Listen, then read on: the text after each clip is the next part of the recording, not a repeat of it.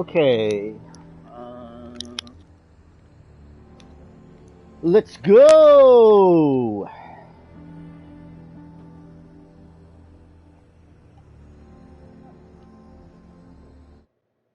Oh, no, not that. So we want to go here. Even weirder signs.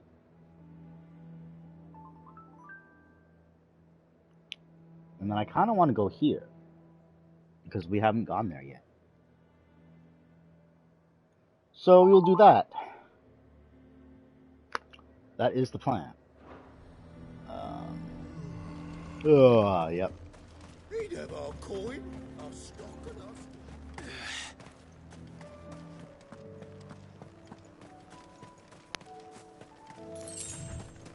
Ooh, 2 gil, a whole 2 gil. Chocobo, let's go. Good girl. Good girl. Run like the wind.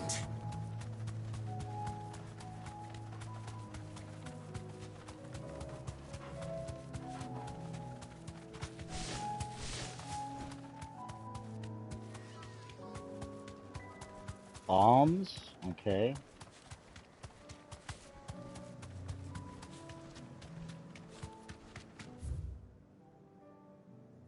Oh, whoops.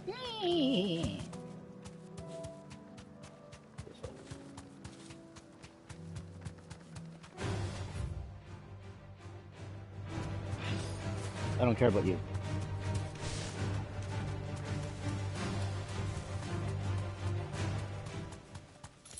That up. I'll need to deal with these ones first. Thanks, girl.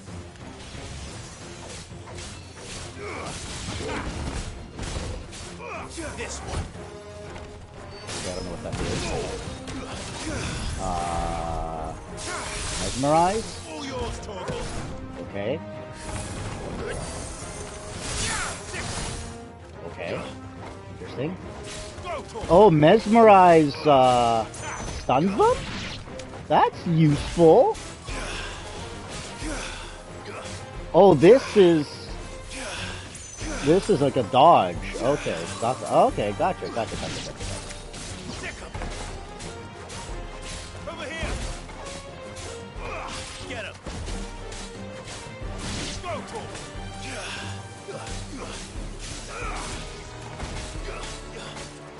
Get him. Over here.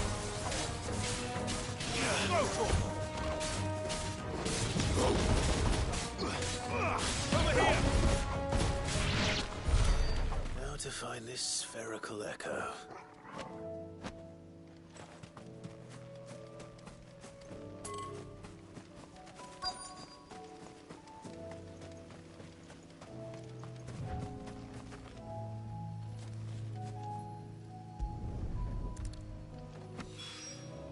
This is it. Right then. Just 2 more to find. Spherical echo. Before that, we want to go here.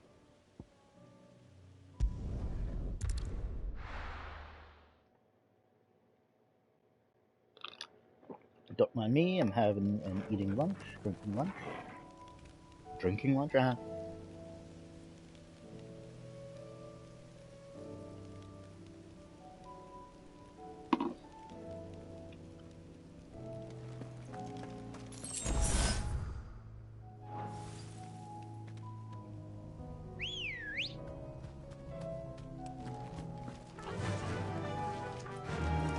Fly, Ambrosia.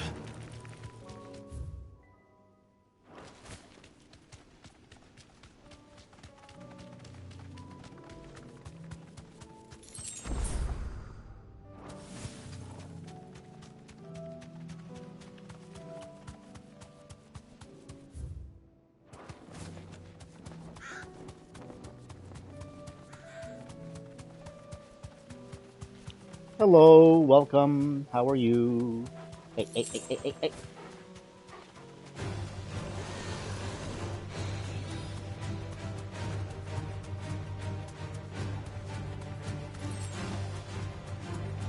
Morna Broom, okay.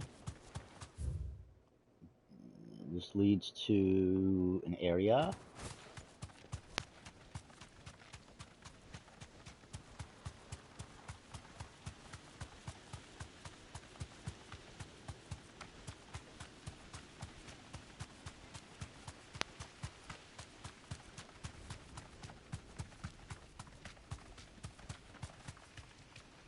I should save.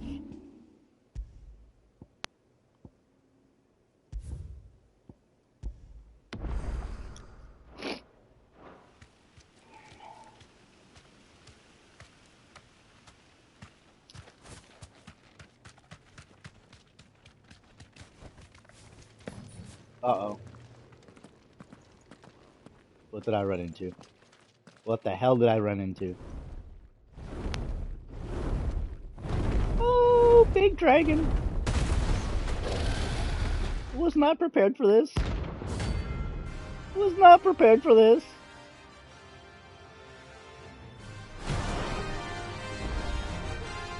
Found her. This beast isn't to be trifled with. This one. Go for it. What in the hell? Oh my god. Oh my god. Oh my god. Oh my god. Oh my god. So painful. Oh. Oh.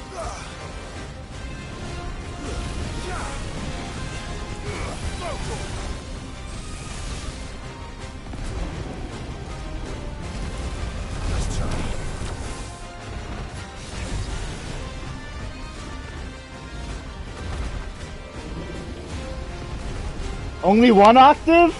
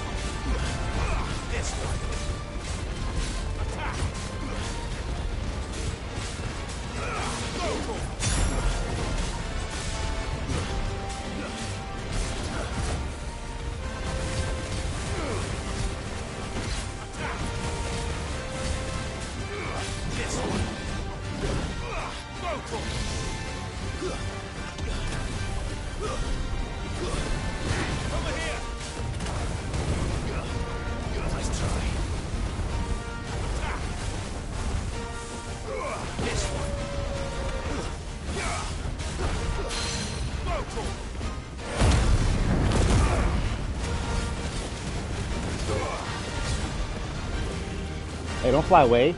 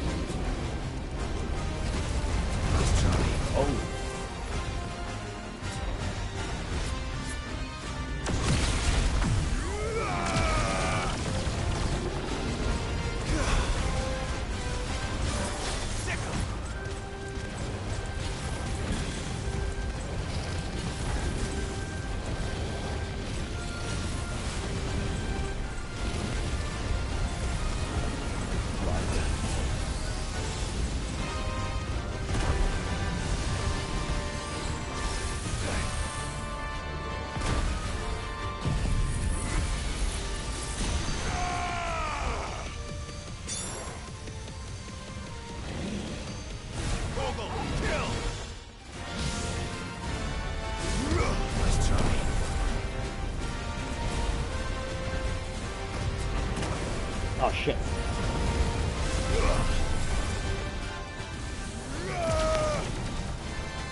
Not what it was. but...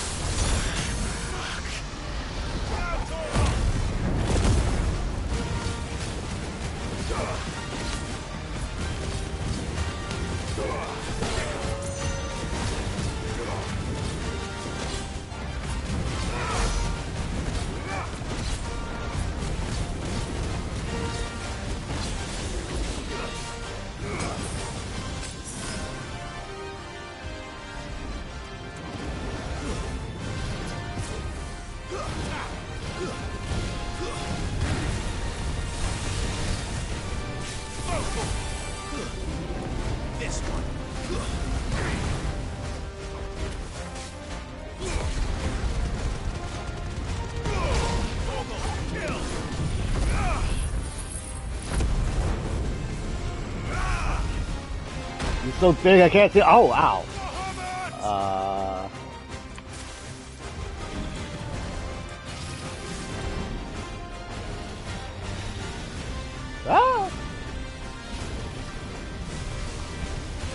No, no, no, no, no.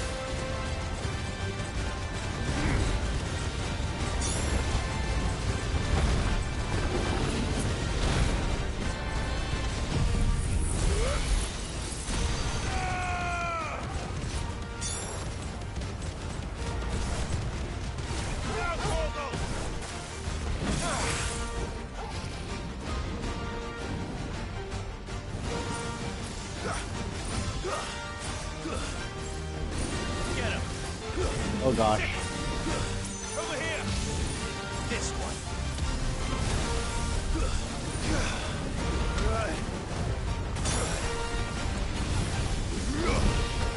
There's a good boy. Woo.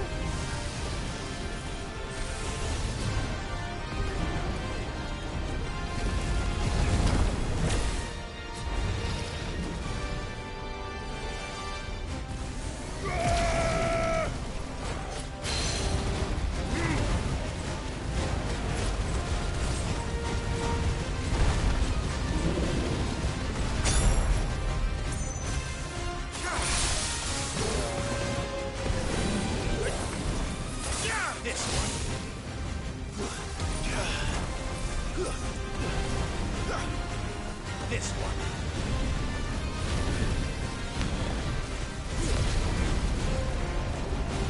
No good.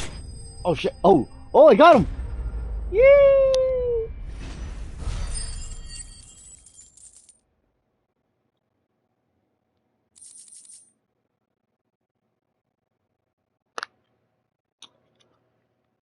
Empty shard, amber, fallen enigma, orichalcum. Definitely not to be trifled with. Okay.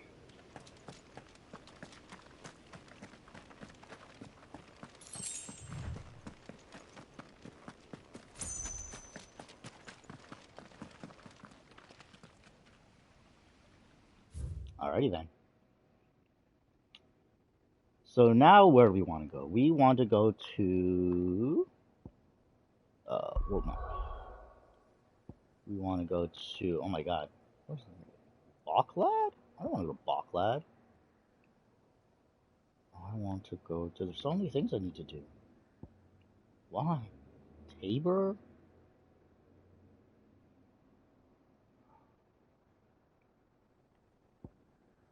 Alright, let's go to Martha's Rest.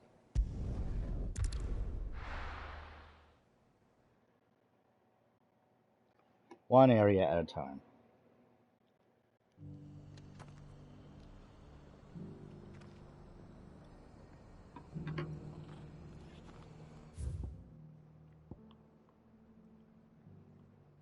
There's another one down there.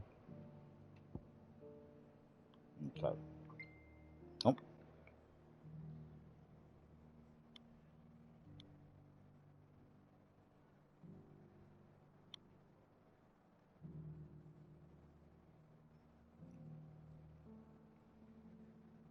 Okay. Go see Martha first. Doris should be somewhere nearby. Assuming she's still here. The Guardians of the Flame were true friends to the rest. They fought our enemies, manned our barricades, joined us on our patrols. Now they're gone, I suppose it's back to double shifts.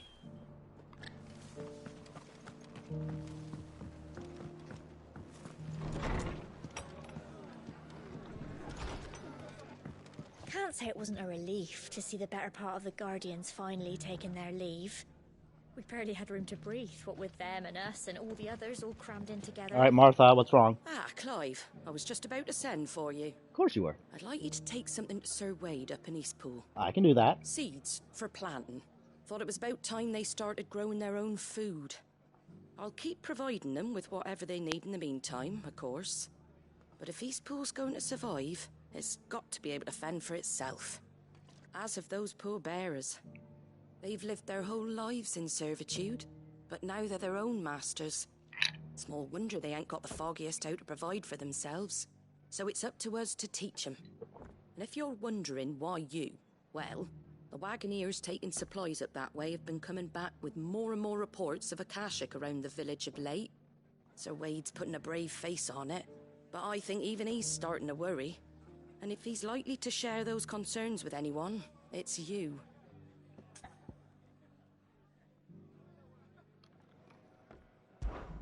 All right. Thanks. Wouldn't ask if I didn't have to. There. That should be enough to keep him in Gazal Greens for a few years at least. Gazal Greens.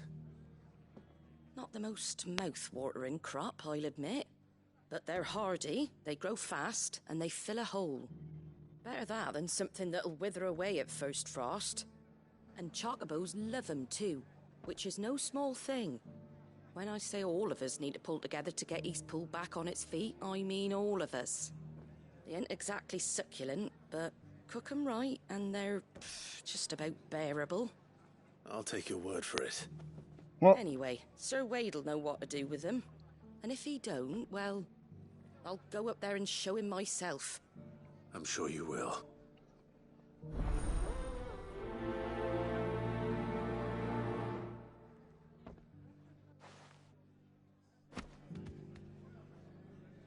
Get them Gazal green seeds up to Sir Wade in Eastpool, would you? And while you're there, ask him what the situation is with the Akashic over that way. He might actually tell you the truth. Are the bearers taking well to their new homes, you know? I sometimes worry how they'll manage without me to cook and clean for them.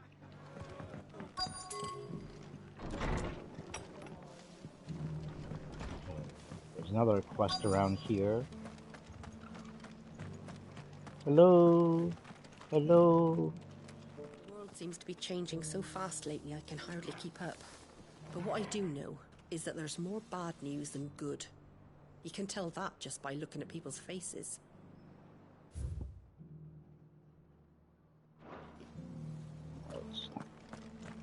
Just because the heavens have gone to rack and ruin, it don't mean we have to. Anything catch your eye? No. No. No.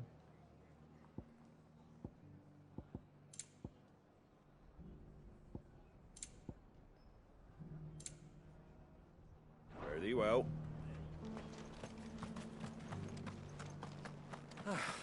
Nearly done.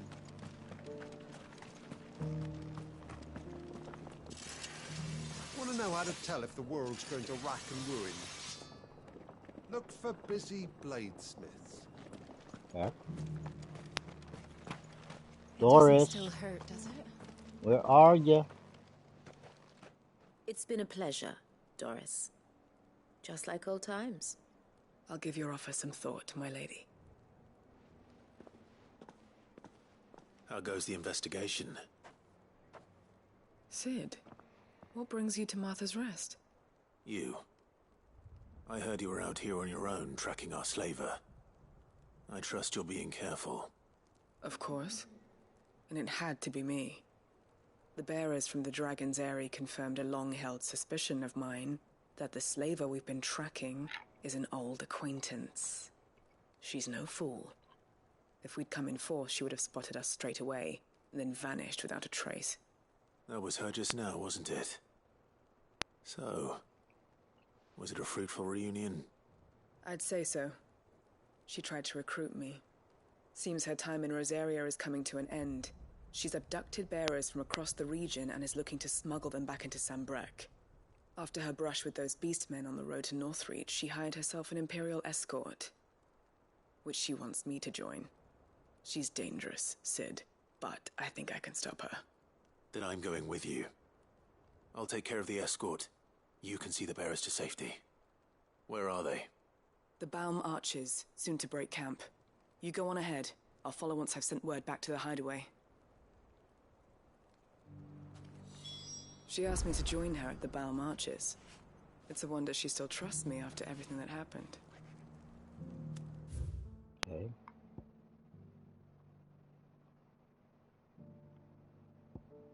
So Eastpool, and then yes, here, and okay. So Eastpool we go.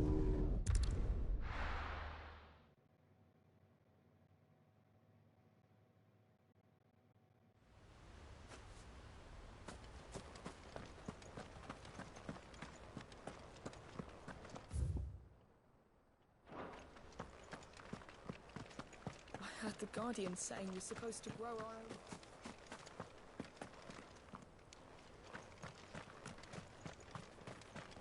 Ah, Lord Rossfield. What brings you to Eastpool? A delivery from Martha.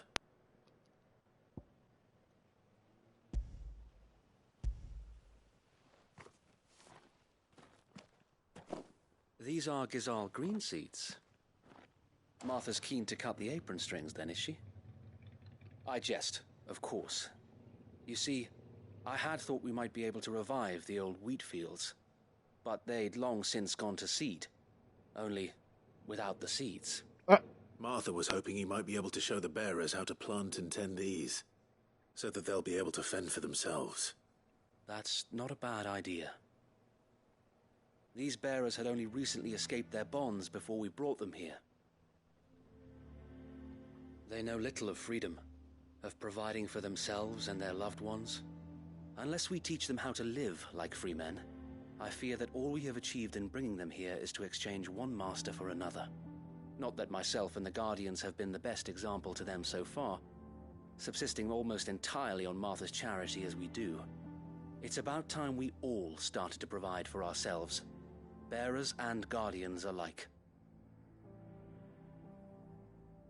Unfortunately, we've been a little too busy of late to focus on much besides bolstering our defenses. There have been alarming reports of... The Horde is closing in. Yep. They're coming, so wait, all of them. Damn it all, I thought we'd have more time.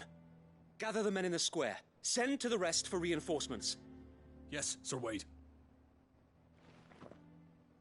The Horde.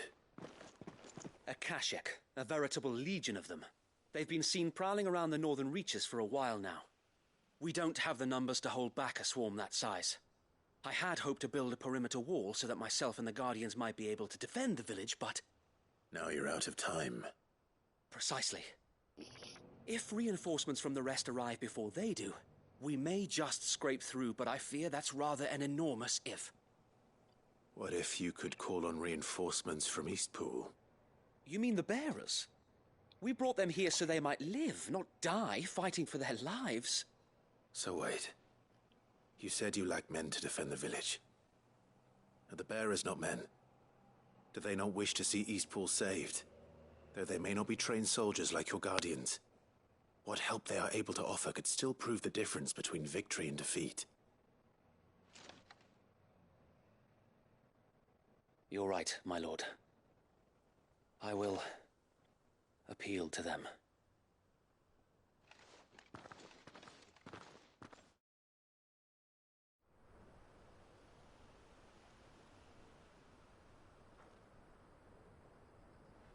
My friends, I humbly beg your aid. We Guardians are few and our enemies many. But I swear we can defeat them with you at our side. Just so... You would send us to the slaughter. To serve as bait for those fiends so that you and your men might be spared. And to think we trusted you. Say what you will. A home is not worth dying for. But it is worth fighting for. Sir Wade fights to give you lot a chance. Just like I do. Just like Sid does. We all wanted to give you a home where you could be free. And you got one, didn't you? This place, Eastpool. This is your village. Your home. And if you don't fight to protect what's yours, you'll lose it. You know I'm right. This world wants to take everything from you. Everything. Your homes, your freedom, your very lives. So then, are you going to stand by and let that happen to you? Are you going to accept fate like good little Bran did and die, having never stood up for yourselves? Or will you fight like free men and women?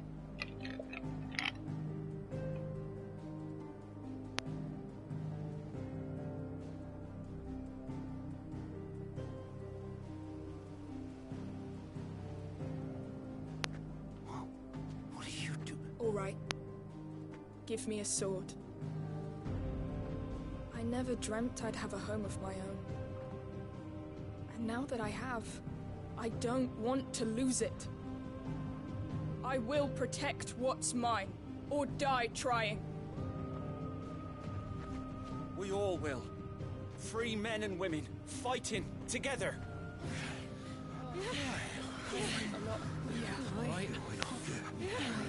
For Eastpool! For Eastpool!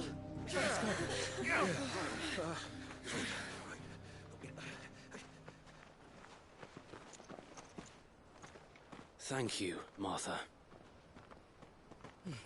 Don't mention it. Just promise me one thing.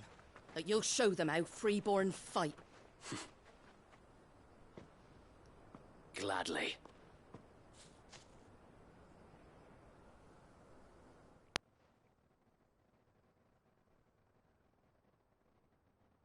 Well, if it was numbers you were lacking, you certainly won't be now. Thanks to you. Me? Oh, I just love the sound of my own voice. Lord Rossfield, my lady, we're ready. So what's the plan of action? We'll divide our forces into several small detachments, each made up of guardians, bearers, and guards from the rest. These will position themselves at strategic points around the village. Upon engaging with the Akashic, each detachment will keep the creatures occupied as best they can, steadily retreating all the while. You're going to lure them into the village? I am.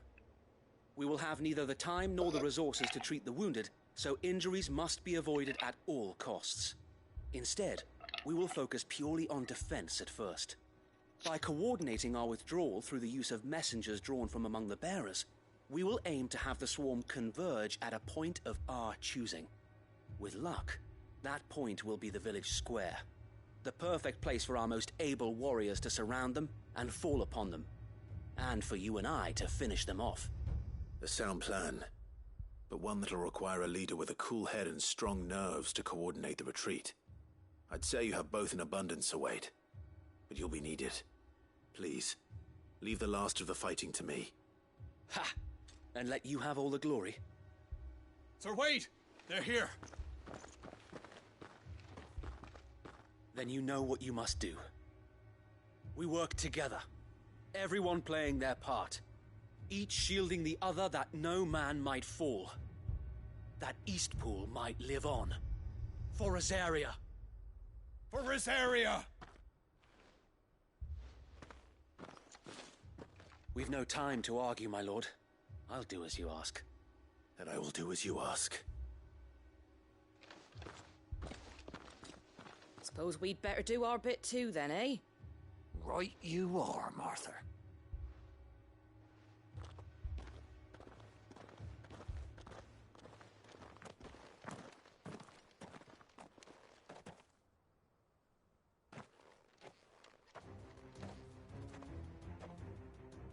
The calm before the storm.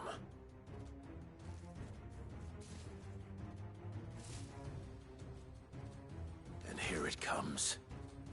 I will not let this village fall.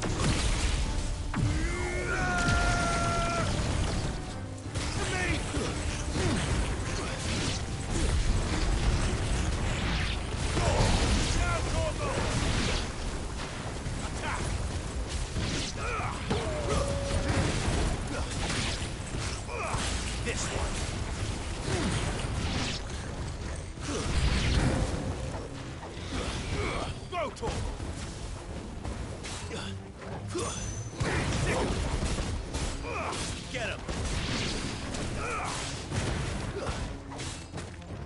This one!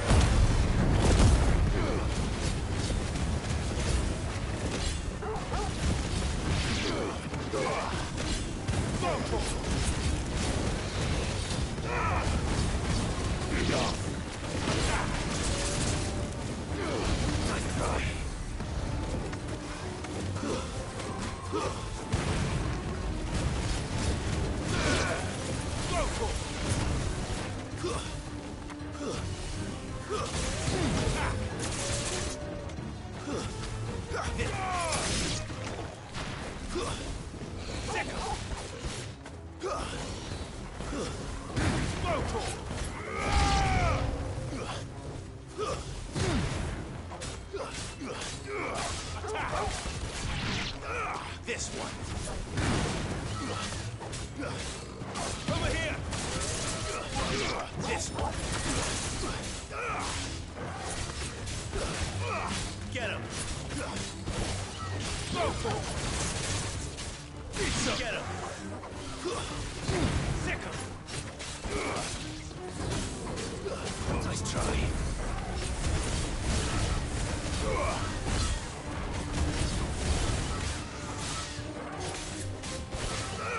Get him.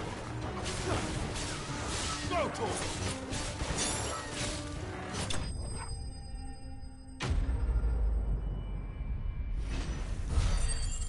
Yay!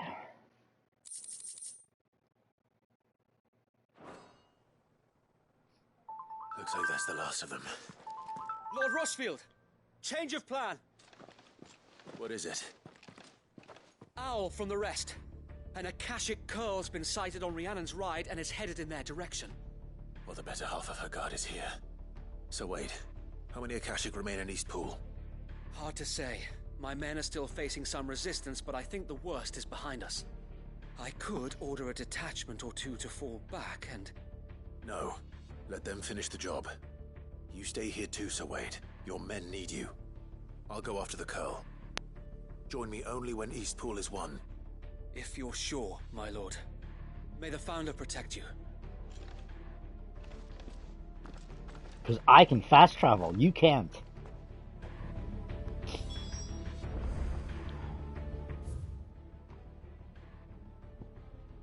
Oh, there's no fast traveling.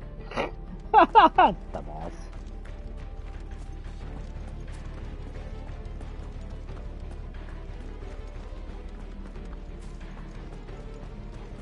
Come to tell me an Akashic Curl's heading towards the rest? Get yourself down there. We can handle things here. This one's mine. The Curl was sighted on Rhiannon's ride back towards Martha's Rest. Eastpool will be safe in our hands, my lord. You have my word.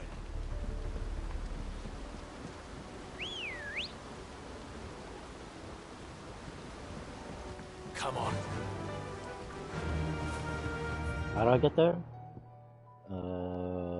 Just this way.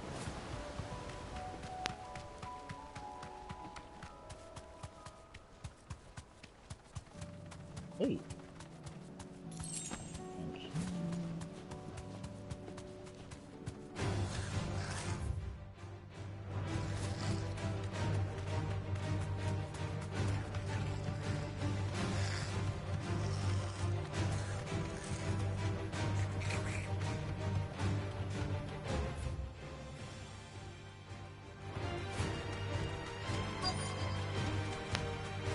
Somewhere here.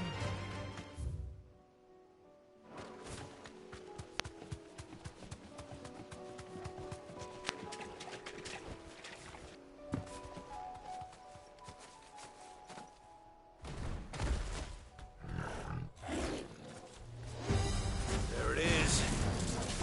With me, Torgal.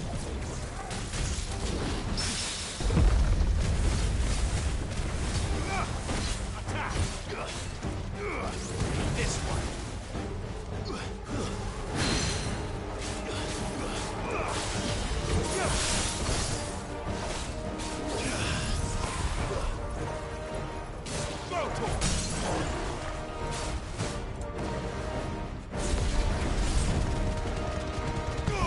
All yours, Torgal.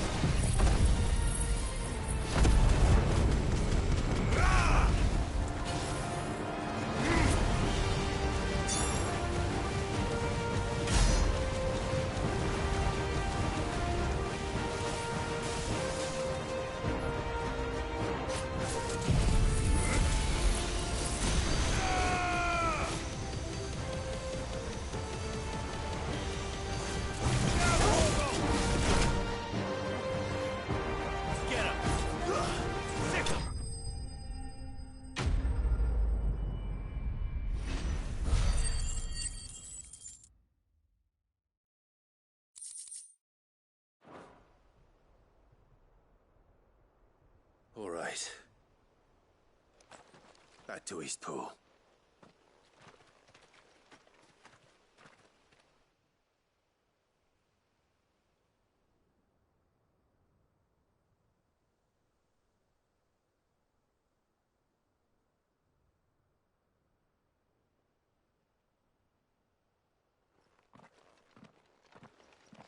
Lord Rossfield, the Curl, is it? It's dead. Thank the Founder for that. And for you, my lord. We were able to eradicate the rest of the Horde. I have guardians posted around the village to keep watch for further attacks, but all seems quiet for now. I hesitate to say it, but I think it might be over. I think it might.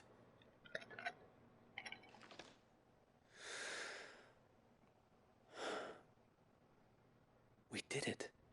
We saved Eastpool. Thank you, my friends. Thank you. No, Sir Wade. It's us who should be thanking you. You brought us together. Showed us what it means to fight for what you hold dear. We never had nothing to call our own before. We didn't know what it meant to protect it, but now we do. We really do. Forgive us, Sir Wade. You and your people saved us, and still we doubted you. but there's no doubt in my mind anymore. We're free men now, so we have to start acting like it. We have to fight to protect what's ours, to protect Eastpool. And we shall. We all shall. Together. This is our home. And if anyone or anything tries to take it away, they'll have us to answer to. Come on then. Let's get to work. This village isn't gonna rebuild itself.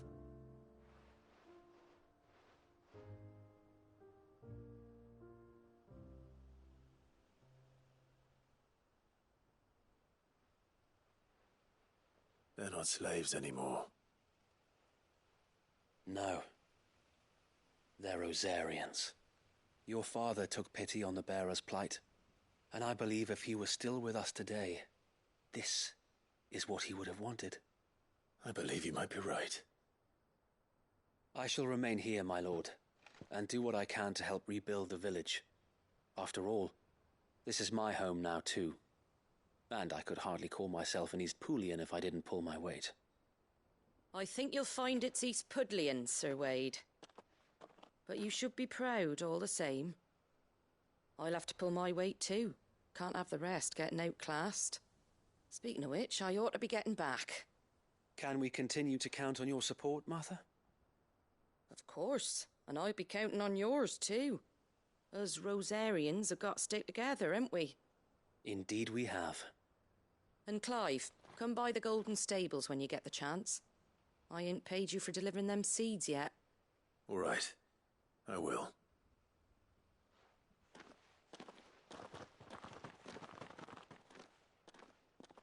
Lord Rossfield, do you remember our very first mission together? Clearing the goblins from the Stillwind marshes? How could I forget?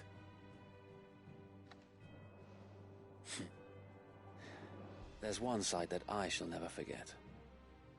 You, facing off against that giant Morble. Not a trace of fear on your face. Since that day, there have been more than a few times when I felt like giving up. When the odds seemed so stacked in the enemy's favor, I thought I may as well just lay down my sword and surrender. But every time I would think back to the look in your eyes that day and remember what it means to be a shield. Know that whatever trials Eastpool may face, I shall never lose courage. Thanks to you. So Wade, you have always been a true shield. I know that Eastpool, and indeed all of Rosaria, will be safe in your hands. Thank you, my lord. I know the rest of the world will be safe in yours. I'll do my best.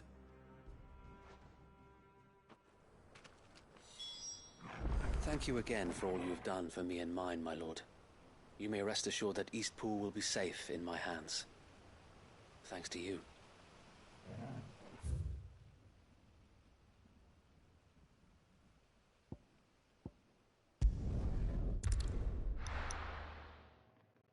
Back to the rush.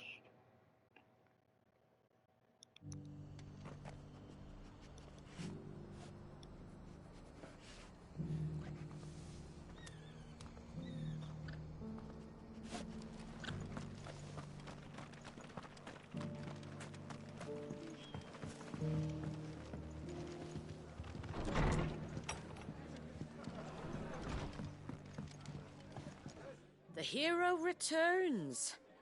It's lucky you came by when you did, eh?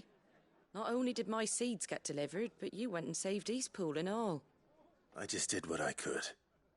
And it's only right that you get rewarded for it. Take it before I change my mind. Thank you, Martha. So, Eastpool's finally back on its feet again. And a home to free bearers. Who'd have thought we'd see the day, eh? Well, it was your idea. I know that, but I never stopped to think what it would mean. Bearers in charge of themselves, thinking for themselves, working for themselves. Like your hideaway, but not even hidden away. Though I suppose the rest ain't much different nowadays. You know, Bearers living free like that. Reminds me of when I first met Sid. Loath as I am to recall that particular day. I take it you didn't always see eye to eye. What happened? Well, if you really want to know, I started doing what I do long before I met Sid. In fact, that's how I met him. Or at least how he came to meet me. Oh, flashback. He showed up at the stables one day, asking questions about who'd been buying up bearers. Founder knows what he thought I was doing with them. Running a hunt, poking around in their innards. Something awful, anyway. Me, I thought he was a new constable. Thought the game was up. But somehow we both managed to work out what each other was about. And before I knew it, the cheeky arse was rattling on at me about how I was doing it all wrong. After all my hard work. Told me I was giving them relief, but not freedom. That my bearers were still dying as slaves. Got right under my skin, it did. Told him if he didn't like it, he could bugger off and report me to the garrison. And do you know what he did? He smiled. And then he laughed. And then I did the same. We made a pact that day, that whenever one of us was in need, the other would always be there for him. And you were? Well, we both wanted the same thing. To make life better for bearers. Just like your dad. Do you know I was born right around the time Elwyn became Archduke? Growing up, I saw how he tried to change things. He certainly didn't lack for ambition, that one. Indeed. But the loftier one's ambitions, the harder they are to achieve. Which is why those of us who follow in their footsteps need to finish what people like Sid and my father started. Suppose you're right, aye. And if we don't manage it, there's always them who come after us. Good thing we've got a few half-decent sorts waiting in the wings, eh? It's almost enough to give you a little bit of hope. Just a little. Anyway, enough nattering. Better get back to work. Let's see about making everyone some dinner, shall we? The least the folks who saved Eastpool deserve is a hot meal. And you and me ain't gonna save the world on an empty stomach neither. That sounds like a wonderful idea.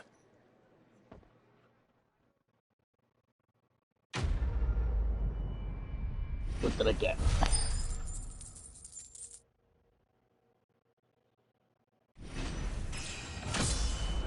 Yay, level up. Martha's Rest signboard, Side and Clive Chambers, okay? Don't worry, Clive. You went alone in this fight. Whenever you find yourself in need, be it of money, men, or a bowl of hot stew, the stable's door is always open.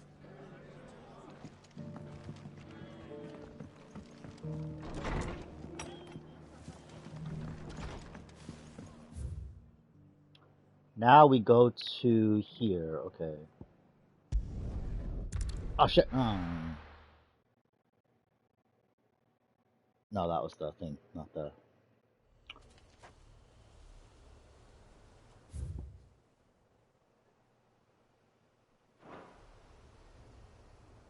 Swing?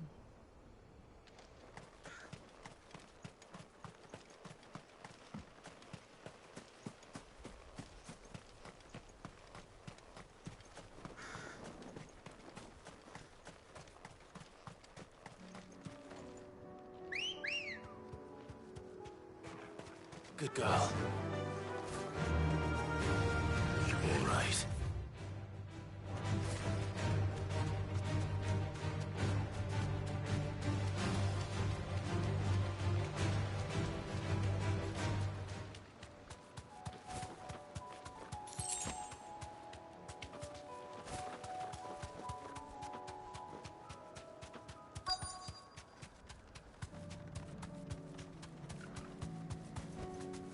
Whoa, hello.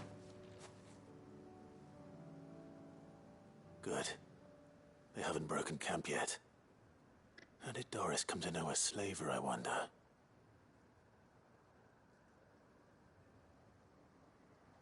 We've waited long enough. She's not coming. Ready the bearers. We're leaving. Back to civilization, is it, Mom? With all haste, lest any of you lackwits start talking like these feckless bumpkins. I presume your men are ready. We've suffered too many delays as it is. Any more and I'll be docking your pay. Yes, Mom. Oh, but before you go, it appears we have company. Kill him. You're welcome to try.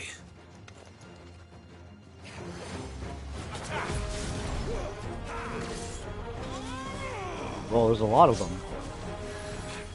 Wait, this one.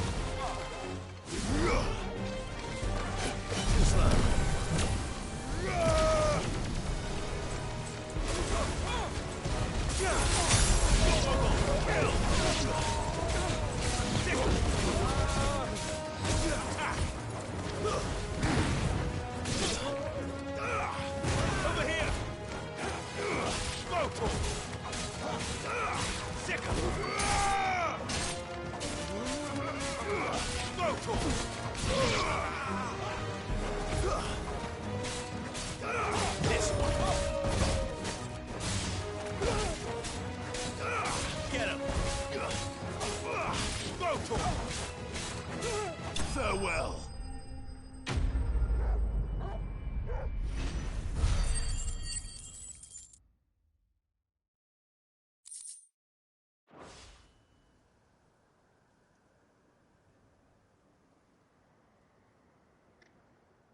So much for your escort. You'll forgive me for not avenging my men. I'm not the swordswoman I used to be. I surrender. Do with me as you wish, Sid the Outlaw. Sid! Ah, Doris. I take it you're not here to rescue me from our brooding renegade? You know, I always wondered where you'd vanished to. But casting your lot with this criminal of all people... Better fighting for a cause than killing for coin. I'm sorry, Sid. I should have told you sooner. This woman, my former master, once trained bearer children to be weapons in service of the highest bidder. She raised me like a daughter, and I did terrible things to earn her favor. It wasn't all terrible, surely. We had our fun, too. You were always so eager to learn, and had such clever hands. All my other children took either to the blade or to the books. Always either or. But you proved yourself a master of both. That's why I kept you for my own. How about it, my little dagger? Care to swear that blade to me again? I never swore my blade to you, nor will I ever. I fight for a higher cause, to liberate the bearers of this world. Farewell, Master. Thank you for making me the weapon I am. You always were a righteous child. Perhaps that's the reason I loved you so.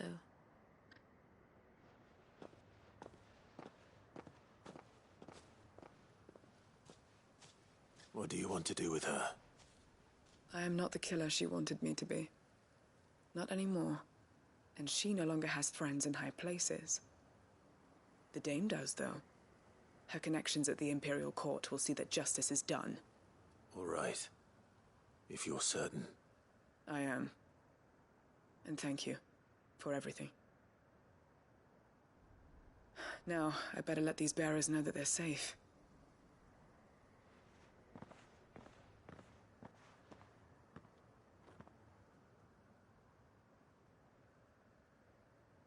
And I should head back to the hideaway and put Cole's mind at ease.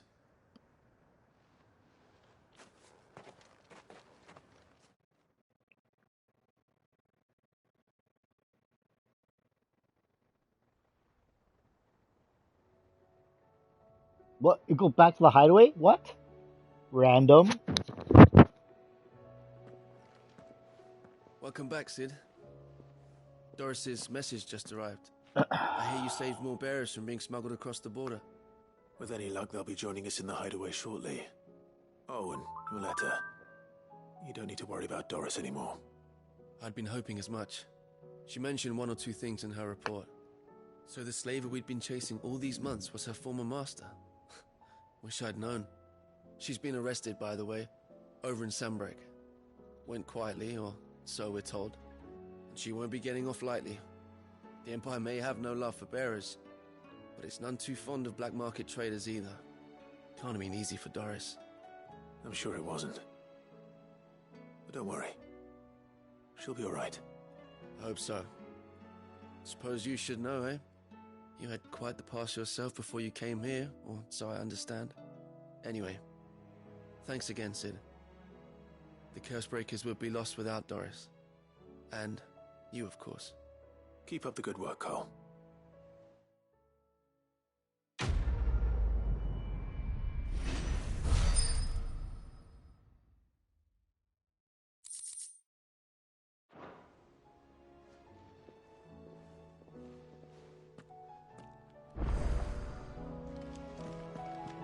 Karen says she'll provide what she can for our voyage to Ash, and has even agreed to forgo payment.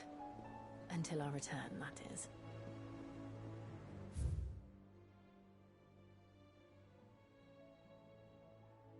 Nothing we need to cap here. That's that. I can do that later. Okay, back to the world. I have to do something here.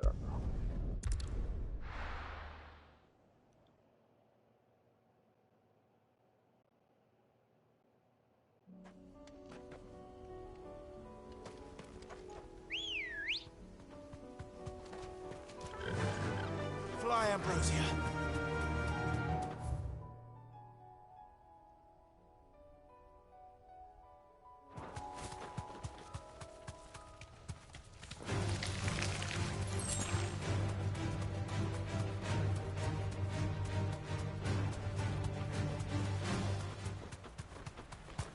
Damn it. The whole village is turned. I can walk from here.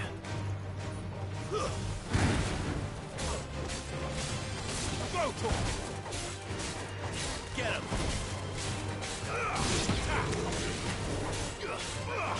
Sick of it! This one!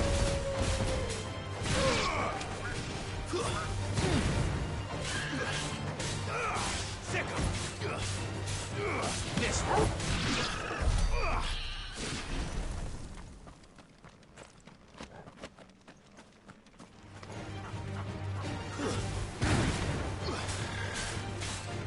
Get him! Go!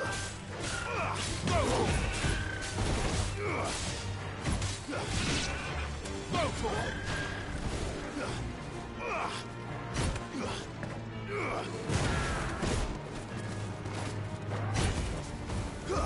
Go for it! Sick of it! Go for it!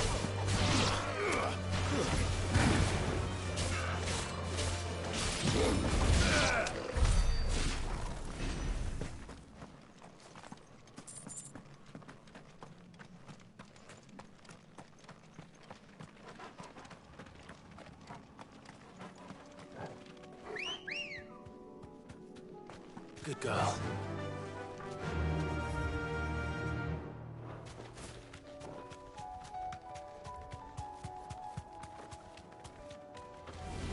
All right. No.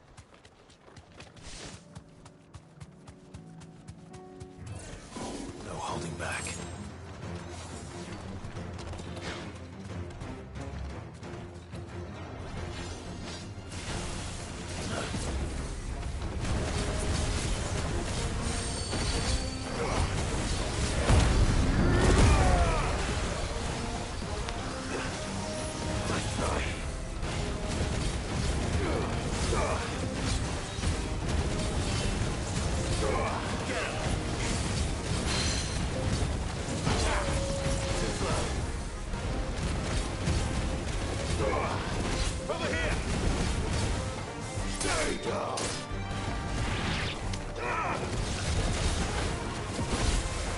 Too slow.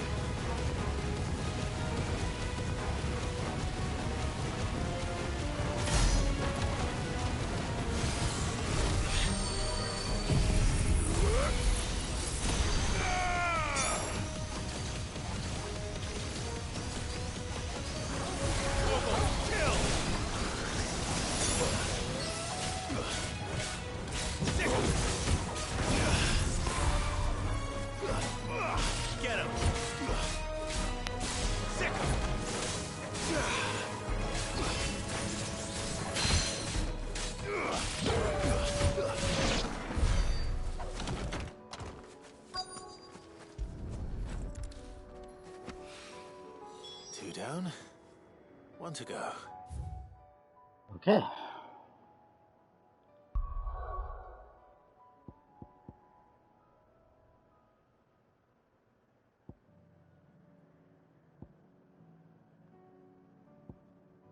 Dalamil, Dravots, Tabor, Auckland.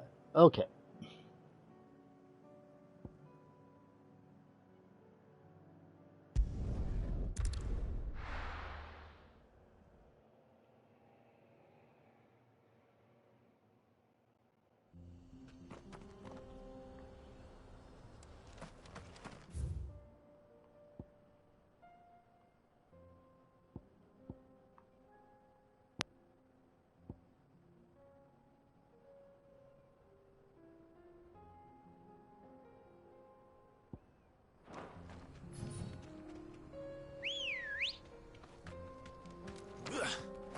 Ready, go?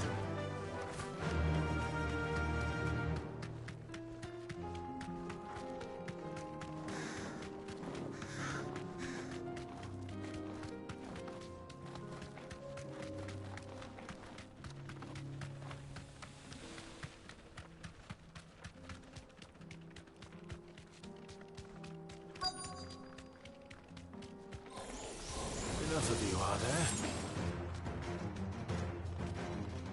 Straight home now.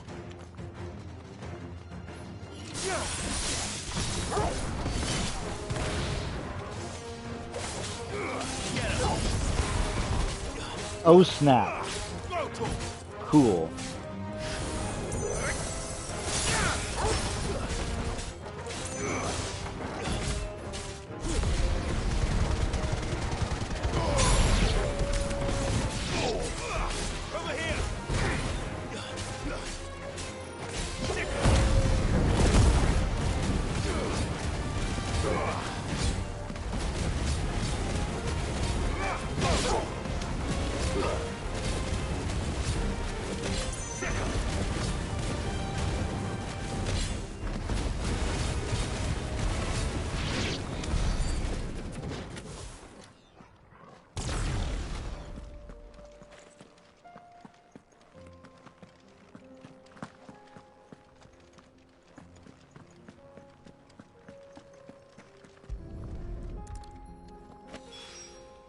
That's all of them. Owain can uncross his toes now. He can he? Okay. Dalamil, Dravots, Tabor, then up to Balklad. That is a plan. So I can't go through there for some reason still. And then Titan's Wake. Oh, that sounds dangerous.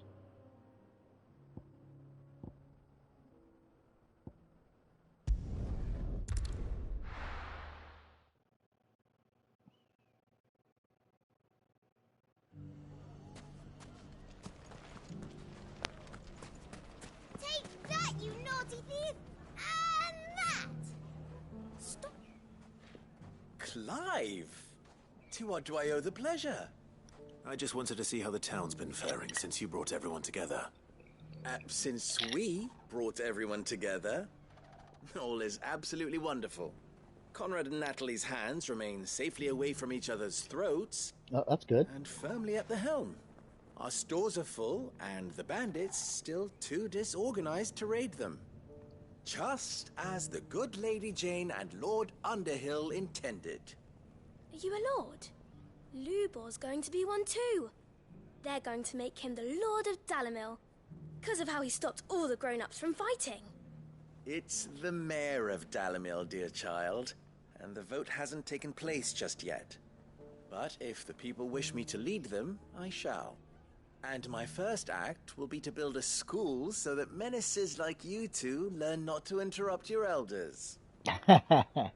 Speaking of menaces, there may be a rather worrying one just over the horizon. May there indeed. I'm afraid the example Conrad and Natalie set in putting aside their differences and presenting a united front might have caught the bandits' attention. And they might have elected to take a similar approach. They have formed what one could call a League of Outlaws, and they grow more organized by the day. But we'll fight them all off just like last time, no matter how many of them there are. Won't we, Lubor? Of course we will. If we continue to work together, we can overcome any challenge we choose to face. The longer we avoid facing this one, the more difficult it will be, until the only way to overcome it might be to run for the hills. Our best hope is to nip these efforts at organization in the bud, by finding those ne'er-do-wells who have yet to join the cause, and ensuring that they never do.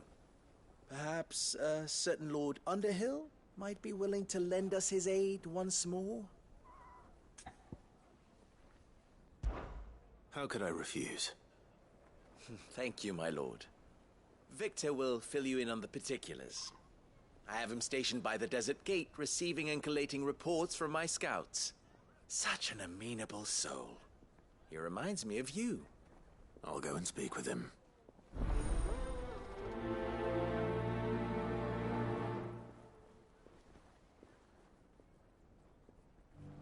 What's the difference between a lord and a mayor?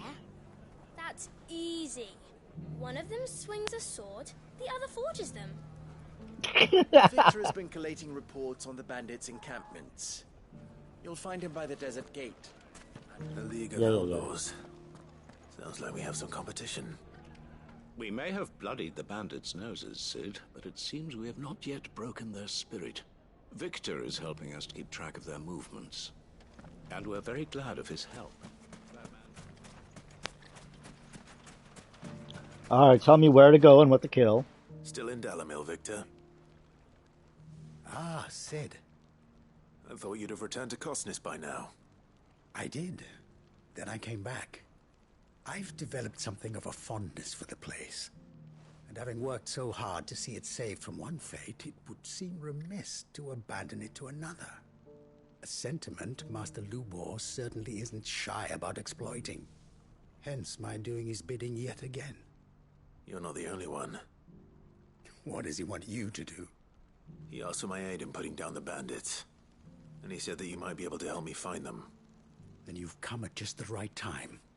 I was on my way to speak with Conrad about how to organize our forces. There are more camps in the vicinity than we can safely strike at once. But we must strike together, and we must strike soon at as many camps as we can. We can't give this league of theirs time to rally its forces. All right. Which camp shall I take? There's one upriver. Just out there, across the dunes. Leave it with me. Excellent. Where am I going? Over there. Perfect.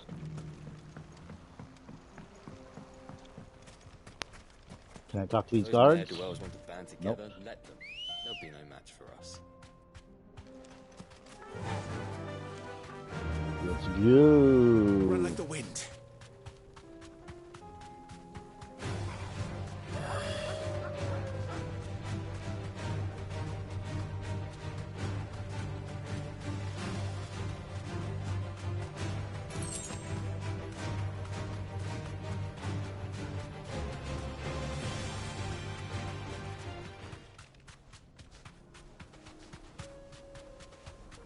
must be the camp Victor mentioned.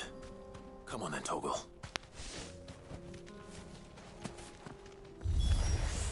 That's him! The one who killed Locke and Fingers! Take his head off! All yours, Torgal! Attack! Nice try. This one! Get him!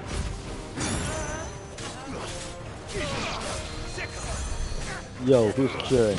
Hold up, hold up, hold up. No.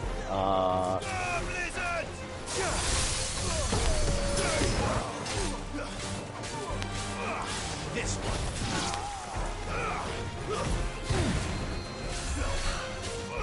Attack. Stick him. Get him.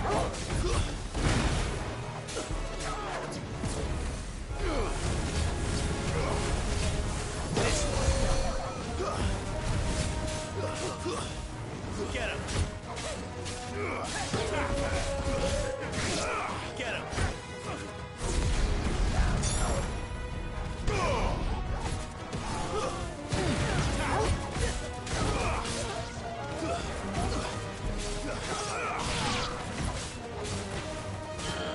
Over here. This one.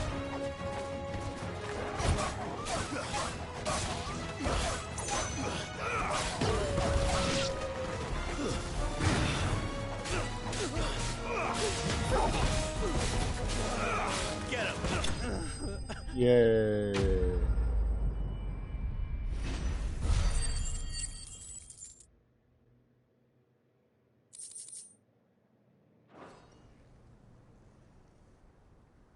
I better let Victor know.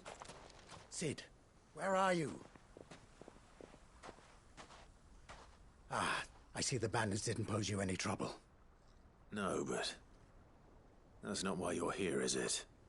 No. Something's happened. We need you back in Dalimil. What is it? The whole town's in uproar. They're saying that Lubor is a bearer. What? Seems that one of our parties wasn't as thorough as they should have been. They let one of the bandits escape, and his escape route took him right through Dalimil. Some of the children spotted him, and he was about to silence them. And when Lubor felled him with a bolt of magic, and without a crystal. But that's not possible. It is, if he's a bearer and has been hiding it all these years, which is what people are saying. If he has, well, I wouldn't blame him. No man is branded by choice. Still, all those people see is a man who's lied to them all his life.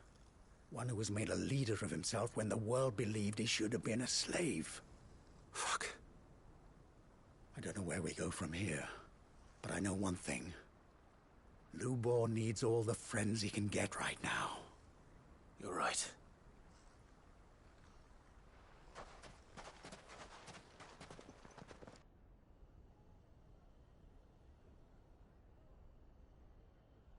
This world is so, like, fucked. You know, people are like, oh, he's a bearer. And now everyone knows. I made it a habit to keep a crystal close at hand for just such an occasion. And when that occasion arose, I forgot to reach for it. Well, it was bound to come out sooner or later. We're sorry, Lubor. We tried to keep running. See, the children don't care. We just couldn't anymore. There's nothing to be sorry for. I rather enjoyed playing the hero for once. All that matters to me is that you two are safe. Look at him talking to his betters like it's nothing. Oh, you see these fuckers. All lies, I'll wager. Just like the ones he fed us all these years. Once people make up their minds, it's hard to change them. We need to do something, and quickly. Can I kill them all? Convince the people not to let their prejudices blind them. Convince them that nothing has changed. That their enemy lies outside these walls, not within them. You're right. We should speak to everyone. I'm glad you agree. I'll handle the townsfolk. I'm a Dalmec born and bred. They listen to me. You head to the tavern. Make Conrad and Natalie remember who Lubor really is. They know that Lubor and I are friends. I might not make for the most impartial of interlocutors. Lord Underhill of Randalar's League of Merchants, however, is a trusted and impartial mediator of note. I'll do what I can. Lord Underhill. Lubor, stay here with the children. I can't promise anything, but we'll try. And that is all I can ask of you.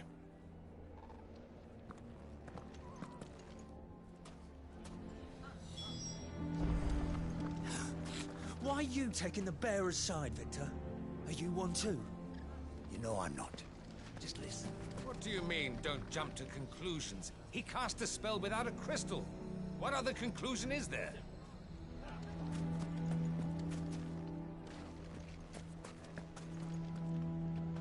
Why do they always have to make such a fuss outside? It's driving away our customers. He knew all along that he was playing us for fools. And we fell for it. We followed him. A bearer. Forgive me for disturbing you, but could I have a moment of your time? I've seen your face before. As have I. Lord Underhill, wasn't it? Of the League of Merchants. That's right. I wanted to speak to you about Lubor. The rumors that he's a bearer. All true, I'm afraid. Like, so what? He'll never be mayor now. Not if I have anything to do with it. But what of his wares? Bearer or no, his steel is highly valued throughout the Republic. In this, at least, he's done the town a service. Might that not earn him a little leniency? Leniency? He pretended to be one of us when he was laughing behind our backs all the while. I'm sorry, my lord, but he lied to us. He lied to you. He cannot be trusted. So what do you propose? Will you drive him from his home? Close his forge? Perhaps. That is a question for the people of Dalimil. And they will thank you not to get involved.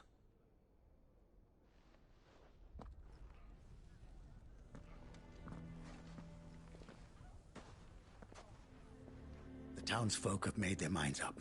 There was nothing I could do. Nor I. Conrad and Natalie refused to consider anything but their own wounded pride. You never know.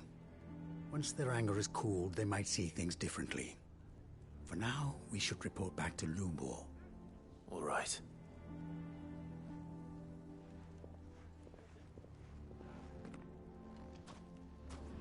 Why do they always have to make such... Why the hell would Victor take the bearer's side? Go on, Sid. No sense stalling. Lubor needs to know the truth. The man with the sword was going to kill us, but then Lubor shot magic at him. It was amazing. I don't care if Lubor's a bearer.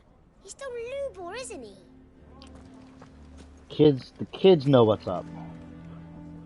I assume the situation is hopeless? There's still hope.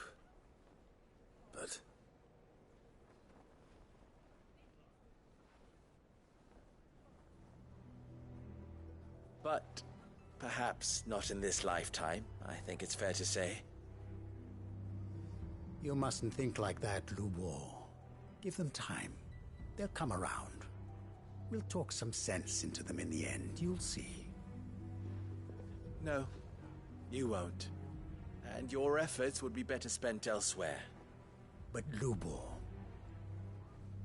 Rosina would often tell me that steel does not lie, that a blade is a reflection of the smith who forged it.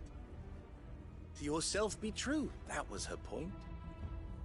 Rather an ironic one when you consider that her life was taken with a blade of her own making. But I do not doubt that she was always true to herself and what she believed in, right to the end. And so must I be. I must do what I know to be right, no matter what others might think of me.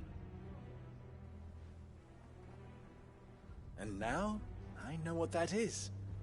I must embrace my new role of villain so that the people of Dalimil have something to unite against. For only united can they hope to stand against the threat that awaits them. I'll need to make a suitably dramatic exit, of course. Don't go, Lubor. You're the only one who was ever kind to us. We'll be all alone. Again. Trust me, little ones. It is for the best that I go. Not only for the town, but for you, too. How could it possibly be for the best? These children need you. The least you can do is give the townspeople a chance to change their minds. They would not take it, Victor. It's over. Over, you say? And so just like that, you're going to throw this town and these children to the wolves? I thought you were better than this. But it seems you had me fooled as well. Victor. Forget it. Do what you will. Yeah, he's in a no-win situation. Why would he stay if nobody wants choice, him? Lubor. Of those available to me, I believe it's the best one. Yes. But where are my manners? Here. A reward for clearing out that bandit camp. Right then. I have packing to do. If there's anything I can do. Anything.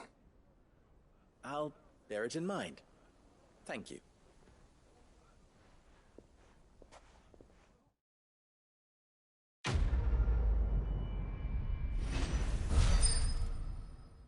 Somehow I don't think this is over.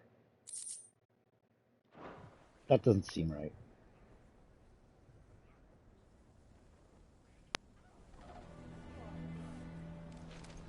Why is everyone being mean to Lubor? He didn't do anything wrong. I'm going to go with him. Why didn't he tell us?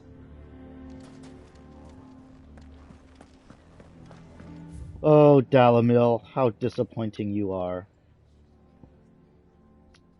Now I will go to Dravots, which is probably equally as disappointing.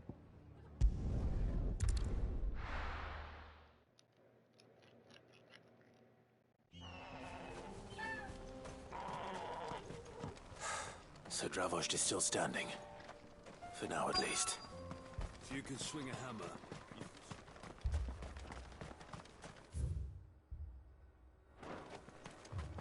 The brass neck of that girl.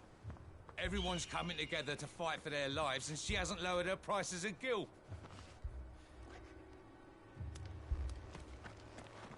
Would you like to see my wares? Farewell, traveller. Clive! You're here! And the Akashic? Mostly off to the north still. But I spoke to Doris's scouts and it turns out things are worse than I thought. There's swarms of them out there. Told old Snotty to be ready to seal the north gate. That should buy us some time if we need it. Enough for the villagers to barricade themselves inside their homes at least. Well done. Welcome back, Sid. I'd never have guessed, you know. Not if August hadn't let slip. Who'd have thought that the savior of Dravost would turn out to be the realm's most infamous outlaw? Keen to help us out again? I am. Thought you could sneak off without me, did you? Blackthorn. Oh, what are you doing here? One of the scouts couldn't keep his voice down. Unlike my best mate who didn't think I deserved to know. So then, how long's it been? Long enough for us two to turn into a pair of old codgers, I see. That your idea of an apology? Prick. Don't listen to him. You only did what you thought was best. For the village and that. I did, yeah. But that ain't the whole of it. Vulcan, our master, didn't leave the chiefdom to the two of us. He left it to me. The best blacksmith in Dravost, barring himself, of course. Bloody stupid tradition, in my opinion. If someone's got talent, you should let them practice their craft, not ask them to settle petty feuds and barter for grain. Our master wasted half his life that way. I wasn't about to let that happen to me. So you wasted half of mine instead. You're what Dravos needed. Under me and my precious ideals, this place wouldn't have lasted a year. So I left to devote myself to the work and spare you lot the consequences. I may be a selfish prick, but I only did what I felt I had to. What you had to do was your duty! Even if it meant we all starved? Enough. This is no time for bickering. You can finish beating each other up once Dravoj is safe. Fine. I've said my piece anyway. Yeah, so have I. Sorry, Clive. I shouldn't have stuck my nose in. We're short enough on time as it is. Still, give us a mo, would you? I need to get my head straight before any of them Akashic try to bite it off.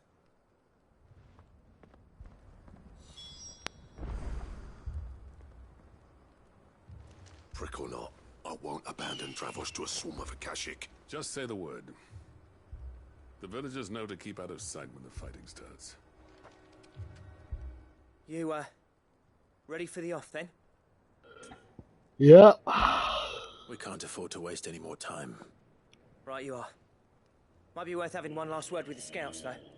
Don't want any nasty surprises, do we? Oh, and Blackthorn, you and Zoltan might be better off staying inside the... Akashic on the move. How close are they? Within sight of the walls, and there are more coming up from the mines. What was I saying about nasty surprises? They'll wash right over us if we stay out in the open. We're pulling back behind the gates. Good idea. Get yourselves inside, but keep your weapons handy. Understood.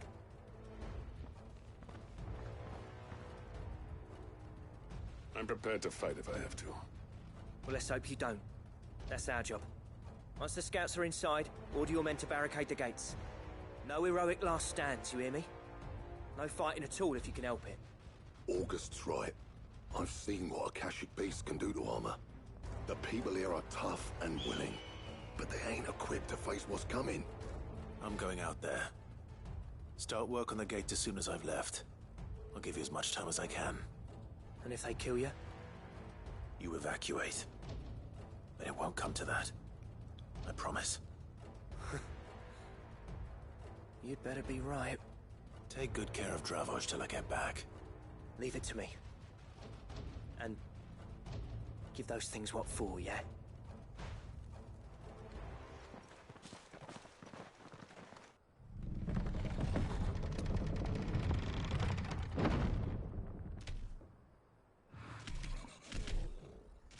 Hot damn.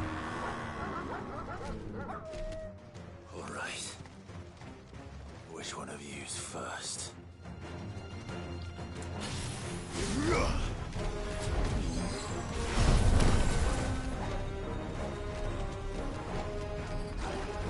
Come on. Come on. Whoa, you destroyed the cart. That's my... Okay. This way.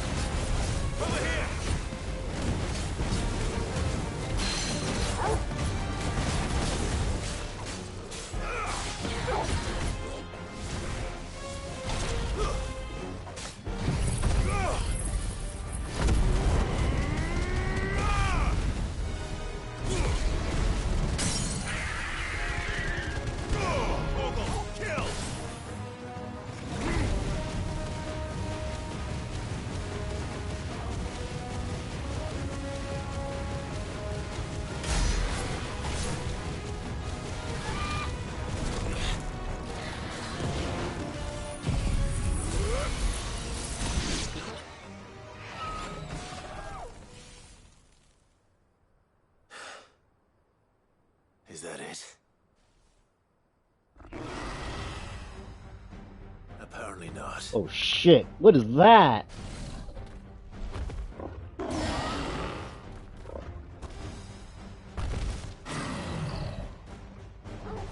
Yeah, no shit, eh? Getting past me.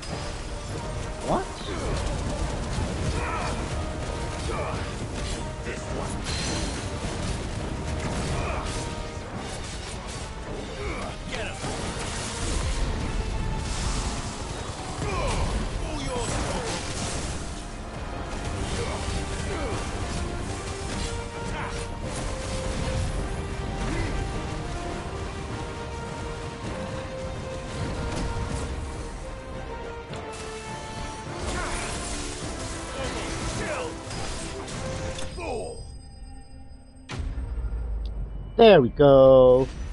Do, do, do, do, do, do, do, do.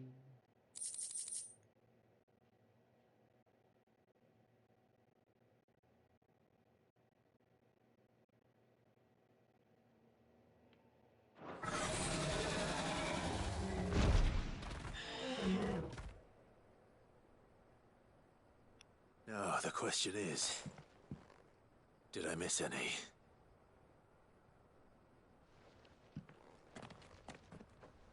Man alive! You're still in one piece! I slew as many as I could. As many as I could, he says. The old bleeding lot, more like it. Well, almost. Only almost. Yeah, one or two did try to sneak over the wall. But we got the bastards, don't you worry. Good. Though you do know, more will come in time. In time, yeah. But we can think about them later. Let's get you back inside.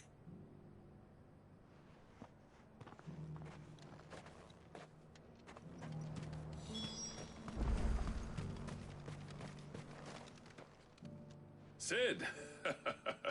You're even more fearsome than your reputation. Enough to give those Akashic monsters nightmares.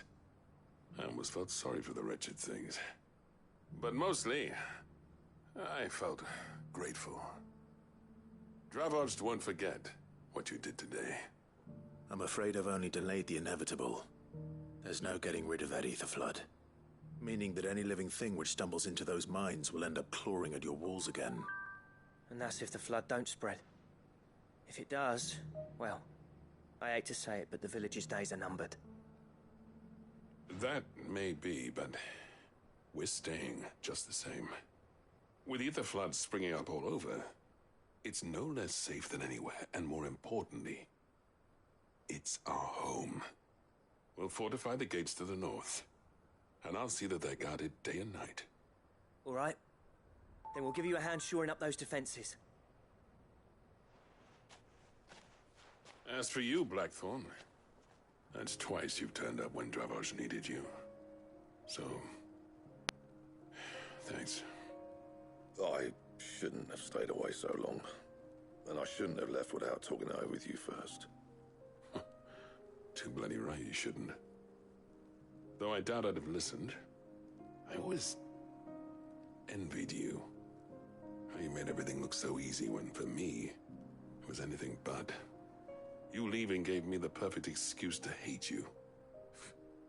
And from that day on, I never once stopped to wonder what it would have been like if you'd stayed. But what you said earlier, it was true. You'd have been the death of this place. Finally, something we can agree on. I hope you see the sense of it eventually. You kept this place alive. Alive, perhaps. Wealthy even, but Dravoged isn't what it once was. Our work used to be the pride of Dalmekia. Now, we churn out the same rubbish day after day because it's easy and turns a profit. It's not about the craft anymore. I wouldn't send my sons to war wearing the shit most of our smiths are making. I've kept working, honing my skills, trying to lead by example, but no one sees the point. The average castle apprentice has as much passion for the craft as our current lot. Come back to us, Blackthorn. Remind Dravoged what a true master blacksmith looks like. I'll even man those bellows of yours if it means we can work at the same forge again. That's a kind offer. Kinder than I deserve. And I wish I could accept, but I'm needed elsewhere. There's people who trust their lives to my steel, and I daren't let them down. Fair enough. But that doesn't mean I couldn't visit from time to time. Let's see if we can't rekindle this town's passion for the craft, shall we? I'd like that. Just be sure to tell Snotty to let me in the next time I come calling, yeah? Knowing him, he'd let you in anyway. Blackthorn. The Master Smith turned outlaw, back in my good graces. I never thought I'd see the day.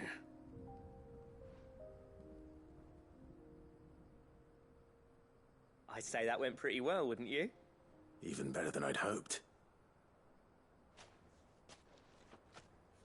Sid, I've got something for you.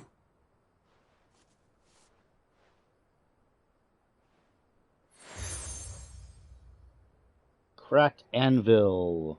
And this is? A token of our lasting gratitude. But I have a mind to make you a far grander gift. Designs for a certain sword have been passed down from chief to chief for generations. Now hold on, Zoltan. There's a reason no one's made that blade in centuries. There's not been a craftsman equal to the task. I'll admit your cinders make impressive steel, and I've learned to own an edge Odin will be proud of. But the engravings on that thing are enough to make a jeweler cry. And they're not just for show, either.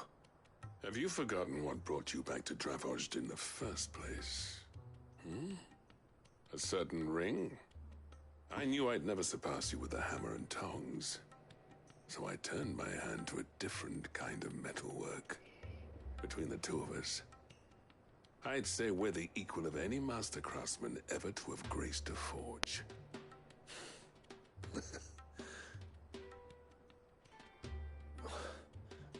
You know what? I think you might be right. Clive, you wouldn't mind if Zoltan came back to the hideaway, would you? He's more than welcome. As long as he can keep our secret. Right. Zoltan, get your tools. We've got a legend to forge.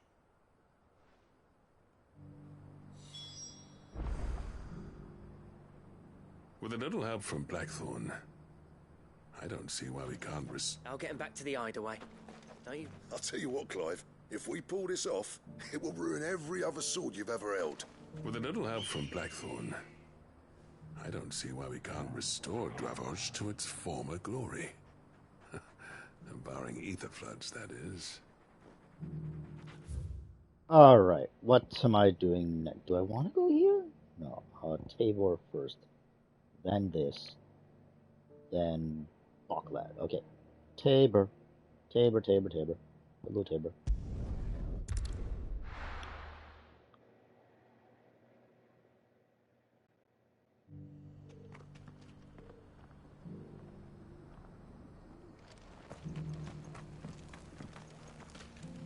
The bearer of the burning quill is within, my lord. Prithee enter.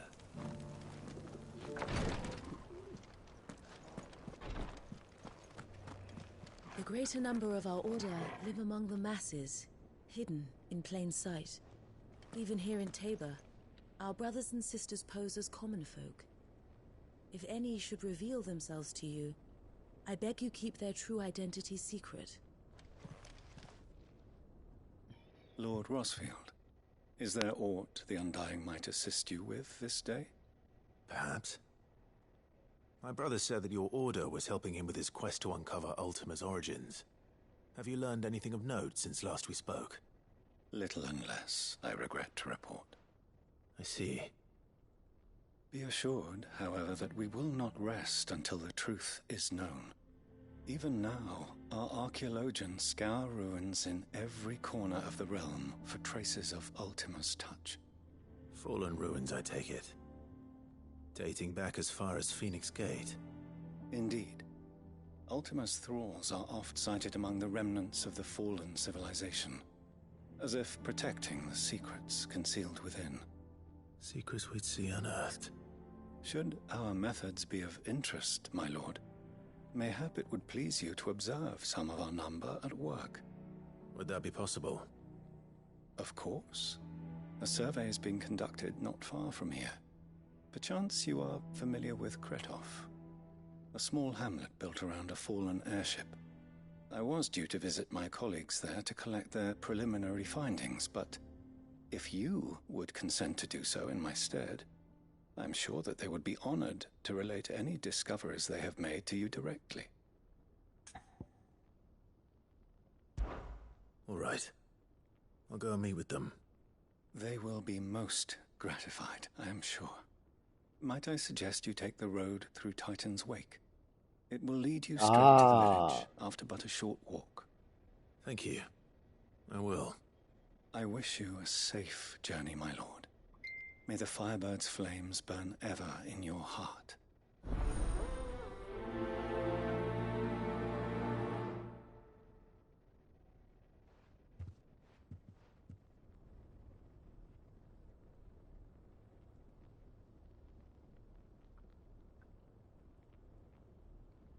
My colleagues await you in Kretov, my lord. But say the word, and they will be... A village built around an airship. Sounds like... Encyclopedia of Valestine Fabulosity. Pentateuch of the Crystalline Orthodoxy. Legends of Gilbard the Great Lender. The collected hymns of Rigor. The Lost Wing. I hope the inhabitants are just as friendly. My colleagues await you in Kretov, my lord. But say the word, and they will be only too glad to share their findings.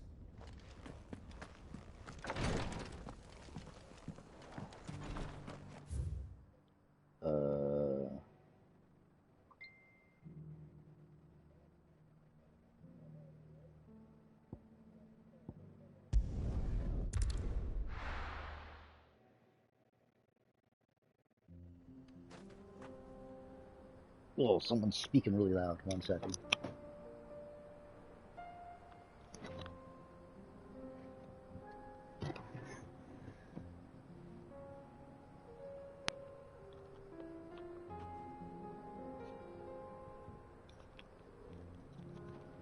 can't tell who that was. Okay, we want to go there. But first, I want to grab this thing. Chocobo, let's go. Let's go. Excuse me.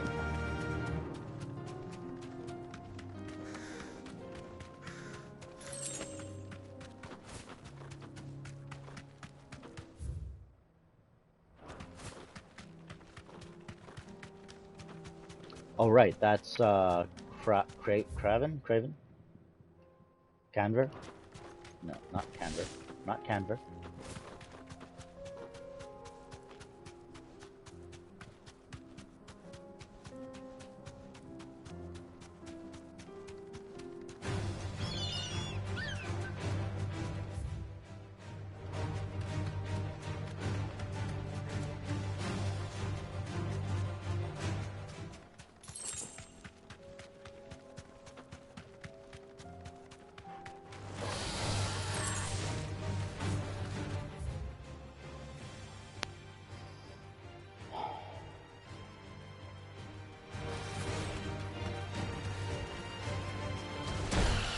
Oh! Wow! You knocked me off my thing, you ass! No, no, no! F you! You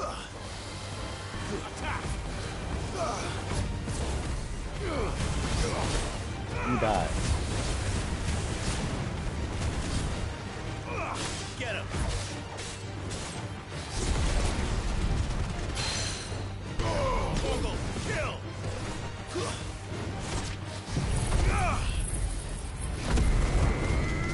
Oh, I missed the. Oh no, I got him.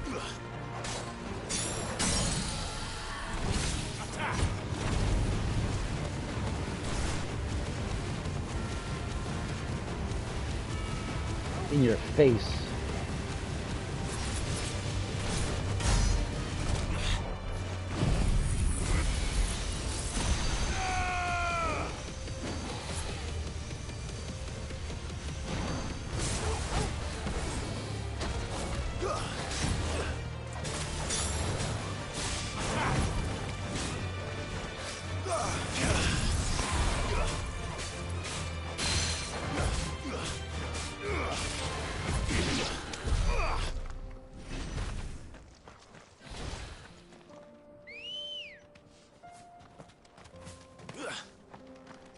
Ready, go? Fly, Ambrosia.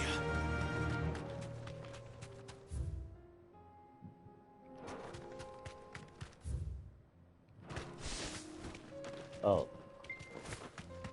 Oh, 1 second.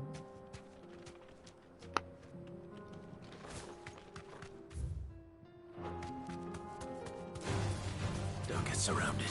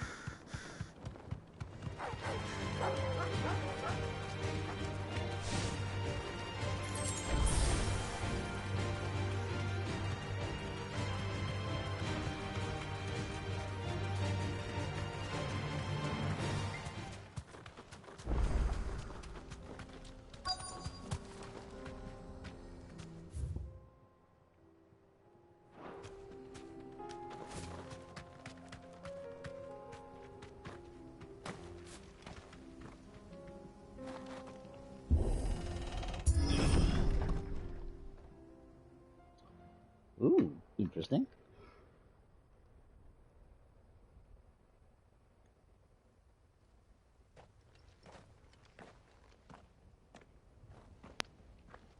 Why are they dead? Oh no.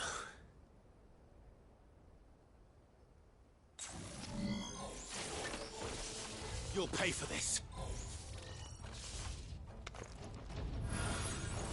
There may still be survivors. You know what?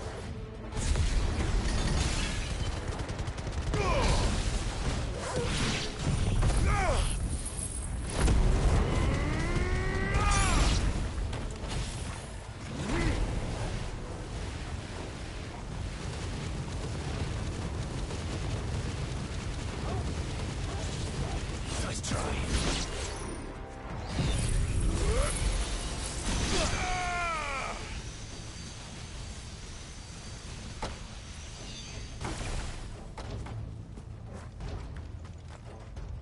Anything else?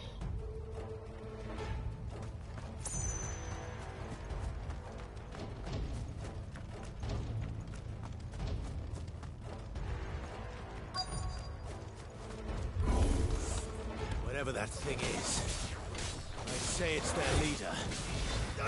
Get him!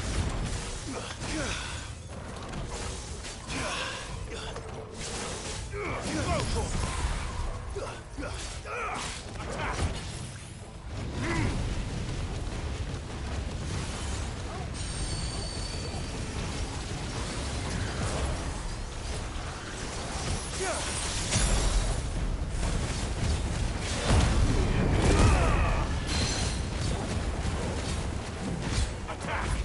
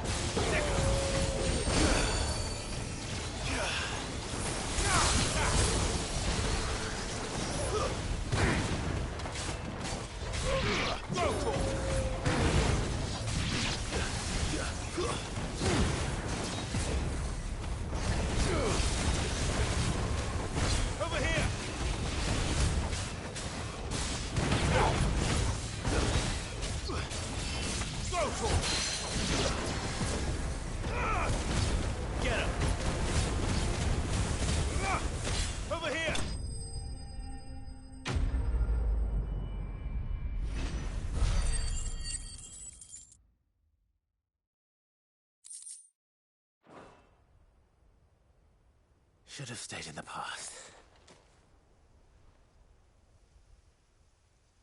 These must be Cyril's colleagues. You have our thanks, stranger. Who are you? Ah, forgive me, my lord. I did not recognize you. You are Lord Rosfield, are you not?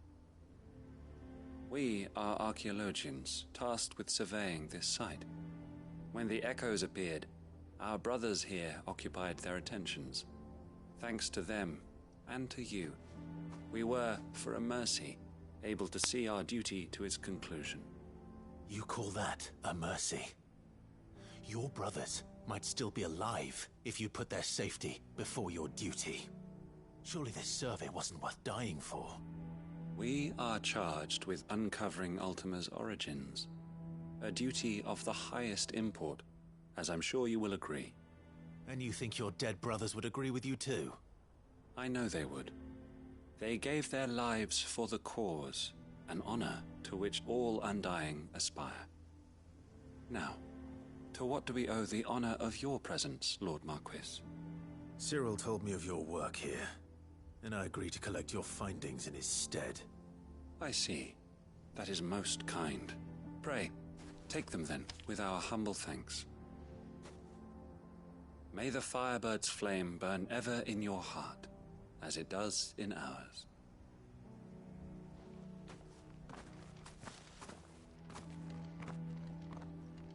It's one thing to lay down your life for another, but for a survey... I suppose I'd better get this back to Cyril.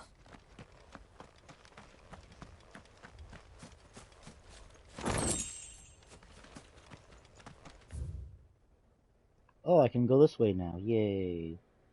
But we are going back to Tabor.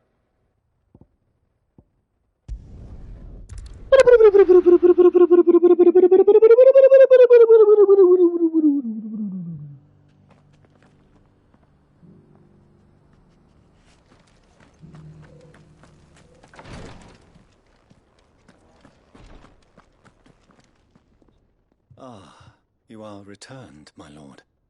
I collected your colleagues' preliminary findings. Here, take them.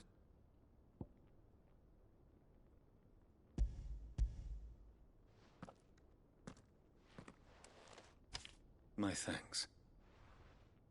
I shall study them, and inform you forthwith if I discover aught that might aid you in your fight against Ultima. Cyril, your survey party suffered several losses in Kretov.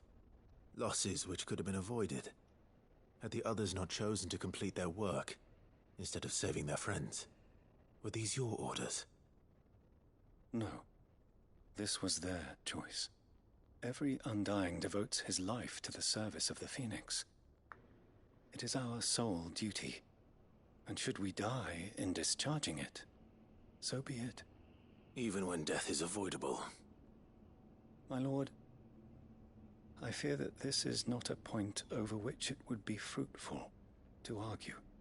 The Undying have served the Phoenix for countless generations, and your opinion of our methods, however earnest, is not like to change them.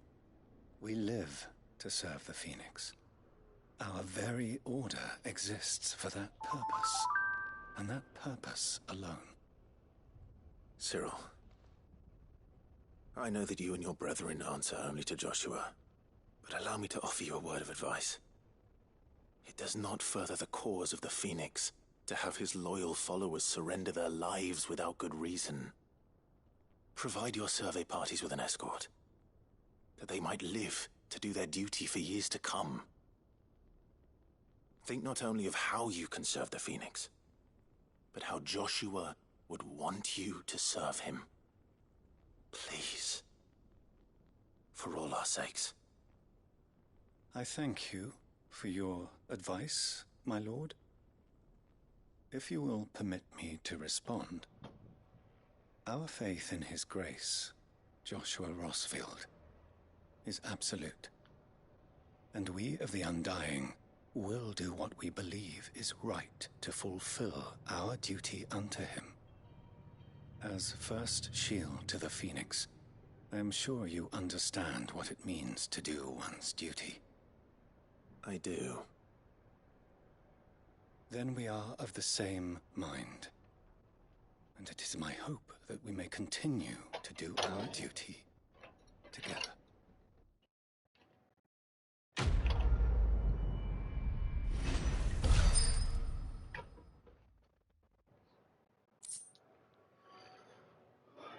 Ice Age.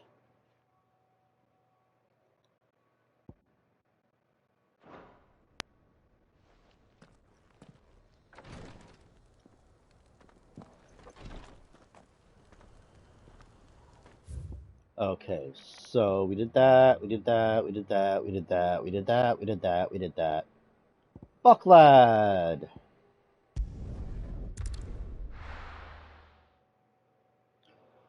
Before I do the quest in Buck, well, where's this quest? It is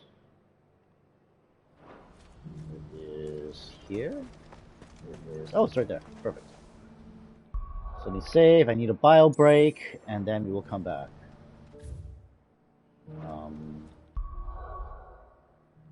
What did I unlock?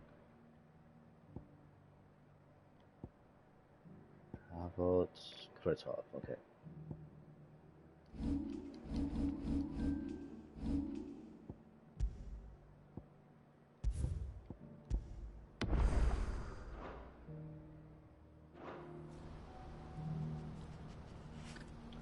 Bio break. Be right back.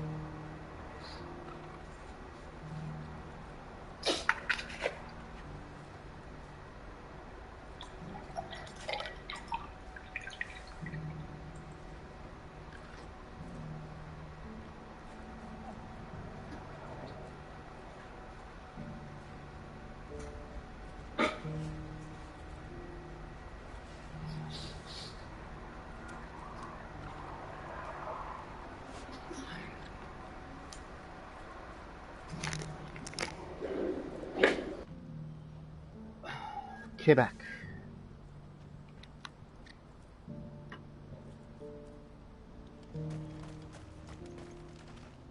Theodore. Ah, Clive. You'll be pleased to know that the negotiations are progressing well. That is good news. Yes. Our comrade in Randala has just sent word that the contract should be signed very soon. But I still have much and more to prepare. It's a huge undertaking moving this many bearers at once. You couldn't do me a quick favor, could you? What is it this time? More wild beasts? Nothing like that. I just need you to go over to the caravans and ask El how long we have until the bearers arrive.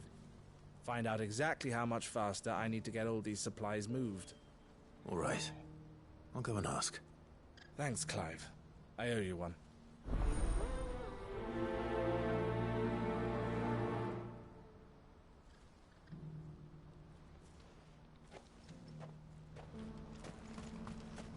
What's happened?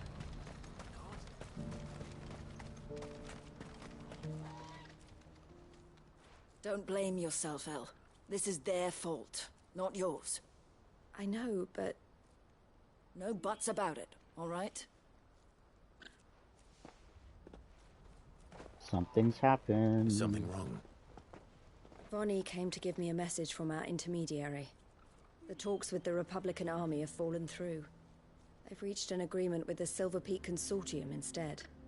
Though prices have fallen of late, we deliberately offered above the going rate to try and deter other bidders. But the Consortium offered double what we did, and the army jumped at the chance. And you had no opportunity to make a counteroffer? None at all. And we were so close. El? What's happened? I saw Vonnie leaving. She didn't look happy. And with good reason.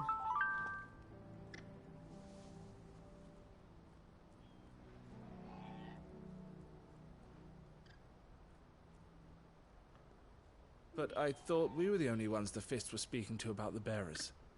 How did the Consortium even find out about this? It's not so surprising. They have ears all over the Republic. This isn't over. The Consortium will have to sell these bearers eventually, and at the price they paid, buyers will be few and far between. I'm going to Randalar myself. Alone? You sure that's wise? Are you offering to be my bodyguard? How kind. Meet me at the checkpoint near the capital gates. I'll send an owl ahead and request a meeting. You go to Cashlock, Theo, and get everything ready. We've waited far too long as it is. Even if I fail to free these bearers, there will be others. Someone needs to prepare the place and keep any prowling beasts at bay. Oh, and that's me, is it? Well, it looks like I'm following orders till she gets back from meeting the Silver Peak Consortium, who've been doing their best to undermine our scheme. She'll never join them after this, surely. No, she said it herself. She still has plans for Cashlock, even if this one falls through. She means to stay with us, then. I can't say I'm not happy to hear it, but... is this what she really wants? You have to trust her. You're right. It's what she wants now. And if El's off fighting for the cause, I should do my part too. So I bid you farewell and safe travels, my friend. I'll gather my men and leave for Cashlock. We'll make sure the place is well stocked and defended. You go to Randalar and see if you can stop my sister biting the Consortium's heads off. If she won't consider her prospects, someone has to. Will I actually get to go to Randalar?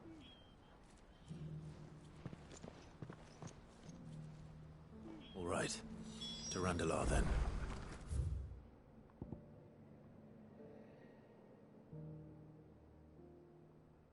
Not quite. Better not keep Eloise waiting.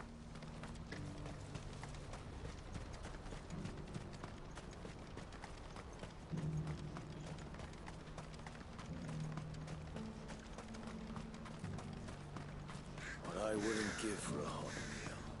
Looks like this is the end of the roof. Oh, damn rats. When are they gonna let us through?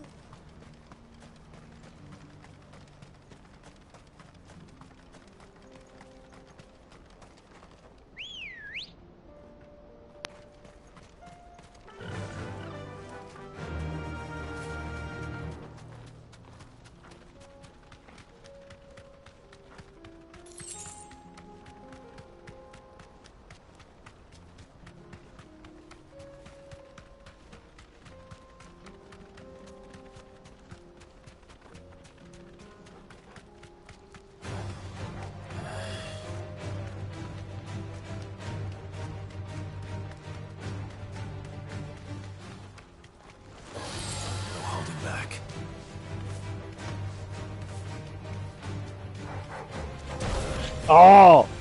Knock me off, you fucker.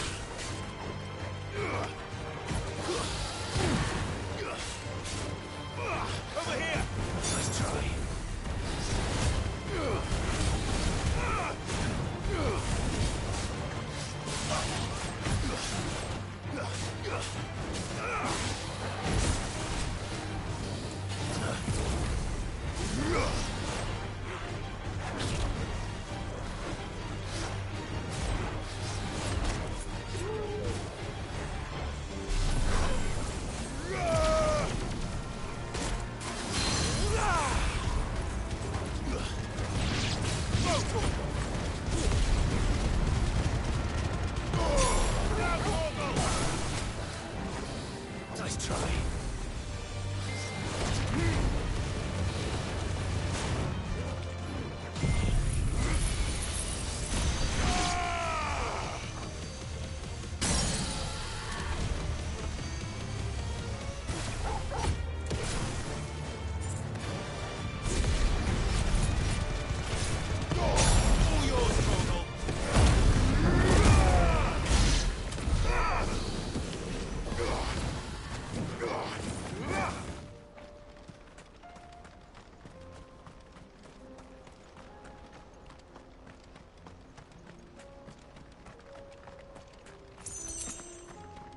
Alright, let's go.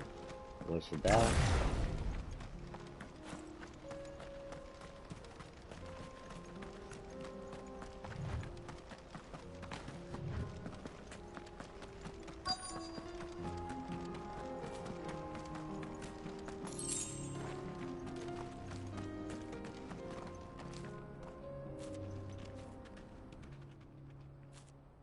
I hope I didn't keep you waiting.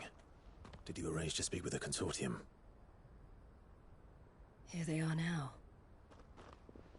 You wish to consult with me? I did. It's about the bearers you recently purchased from the Fist. We had all but finished making arrangements to buy them ourselves, and then you stepped into the fray. You misunderstand. The consortium had an interest in purchasing them from the very first. It was only our regard for you that kept us from bidding.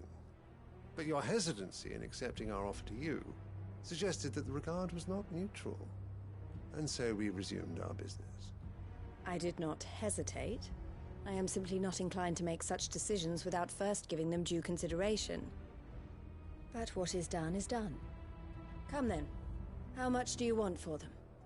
Alas, you are too late yet again. We rarely take on such unconventional merchandise without a purchaser in mind. The bearers belong to him now.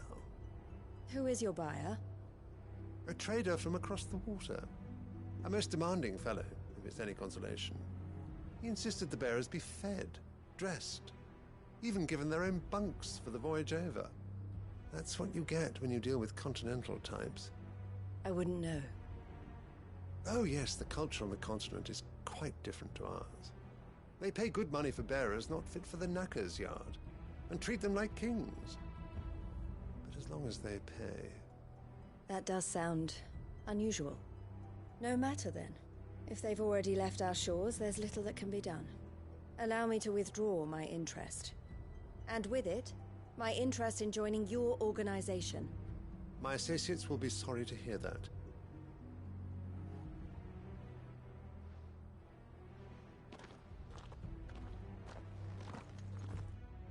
All for nothing? At least the bears got to go to a continent? I'm sorry you weren't able to save them. As am I. But I only have myself to blame. He was right, you see. The Silver Peak Consortium did intend to buy those bearers before I did. Their representative hinted at a possible purchase when he came to recruit me. I feigned interest in joining them in the hope he might be encouraged to tell me more. And he did just that. As soon as he left, I sent my own offer to Randalar. So you never... No. I entertained the Consortium's proposal solely so I could learn more about those bearers. But I was a fool to think they wouldn't find out. I knew exactly who I was dealing with. You tried. I did. And if what he said was true, The bearers are to be well treated, which is something, at least. But they deserved more. I wanted so badly to see them freed. Eloise! Eloise! Word from Cashlock. The village is under attack. A pack of beasts have come down from the mountains, and there's a dragon at its head. Theo and the others are trying to hold them off as best they can, but the odds are against them. They need help, and fast. Theo! I'll go on ahead. Thank you, Clive. I'll gather some men and join you there. Just make sure he's safe.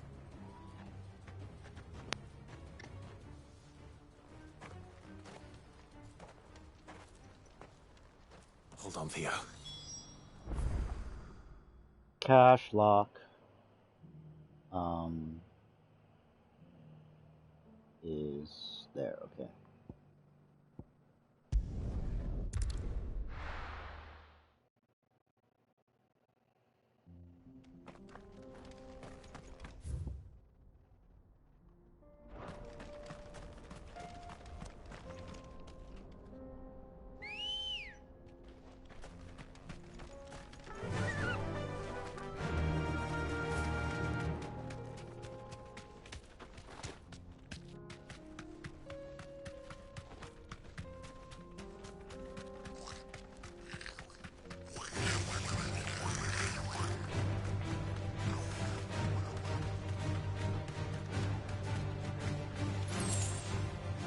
Back to the stables, go.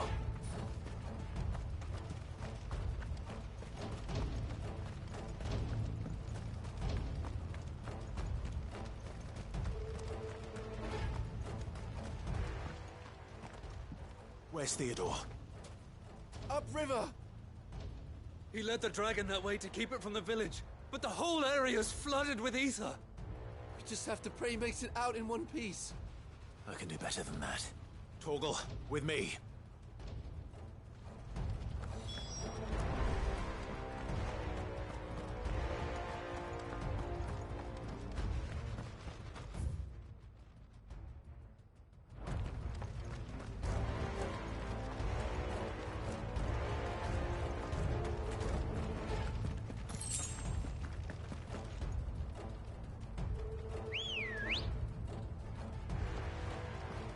Ready, go?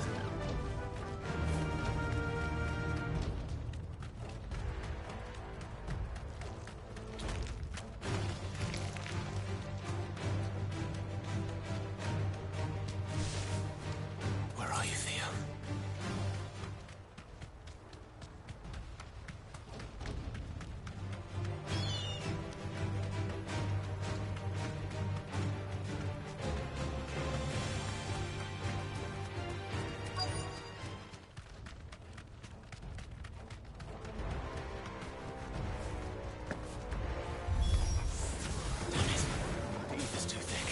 These creatures have already turned.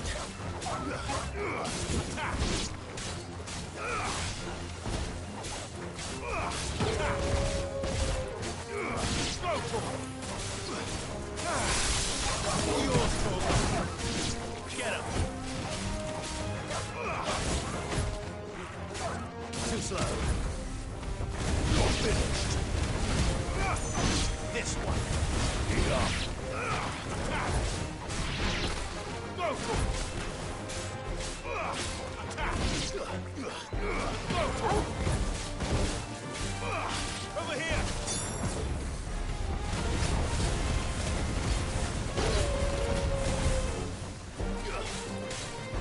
Sick him!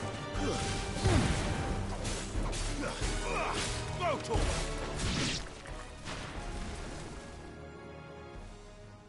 I can't waste any more time.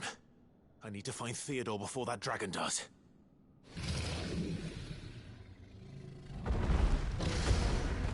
Looks like it's found me. This thing's turned as well. This isn't going to be easy.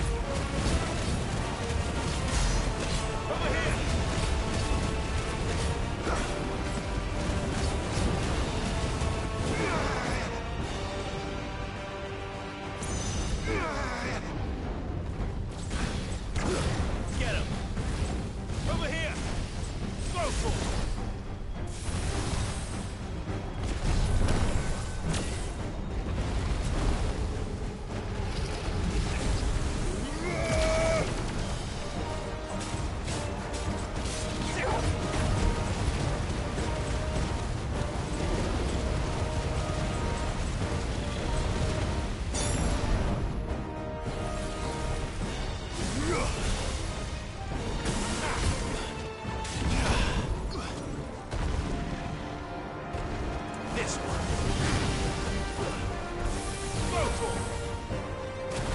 Sickle.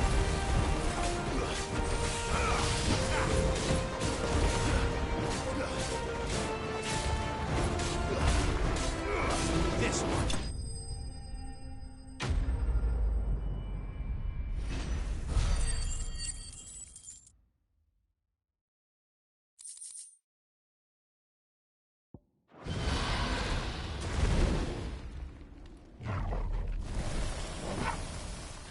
Clive?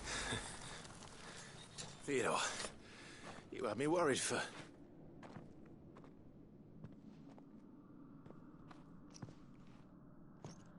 We have to get you out of here.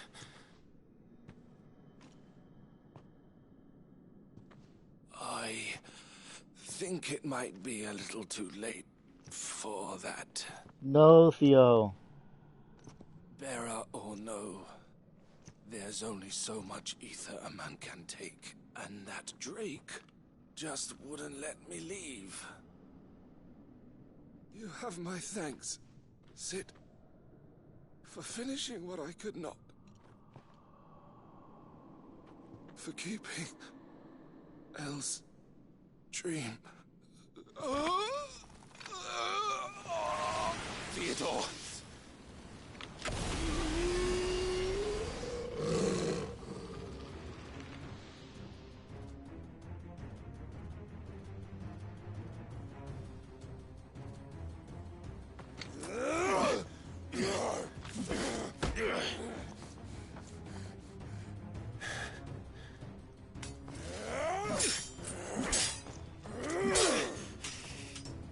Don't make me do this.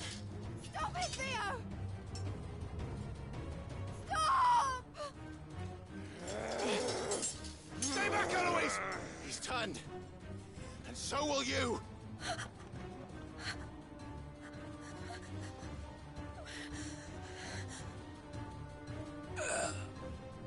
Elle. Theodore.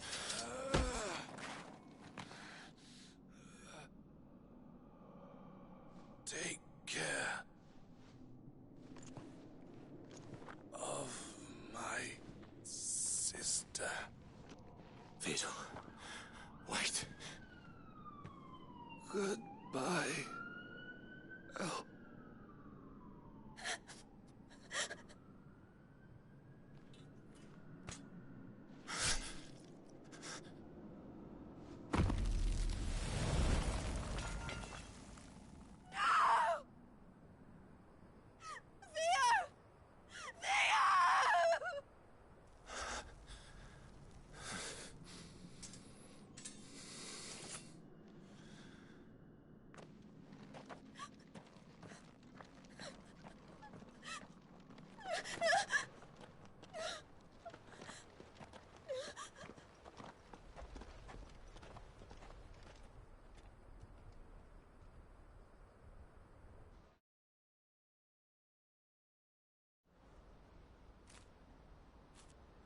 Oof, that's rough. Bad end for Theo.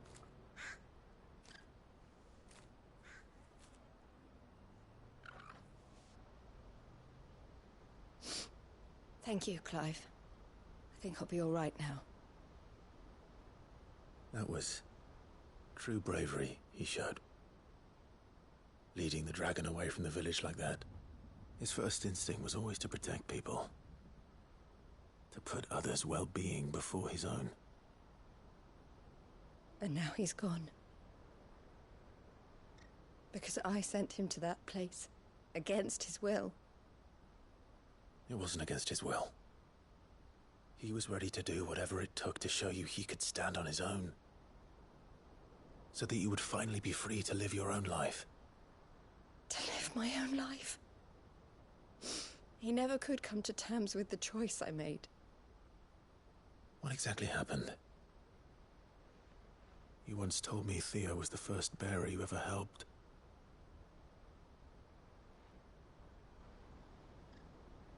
We grew up in Canva.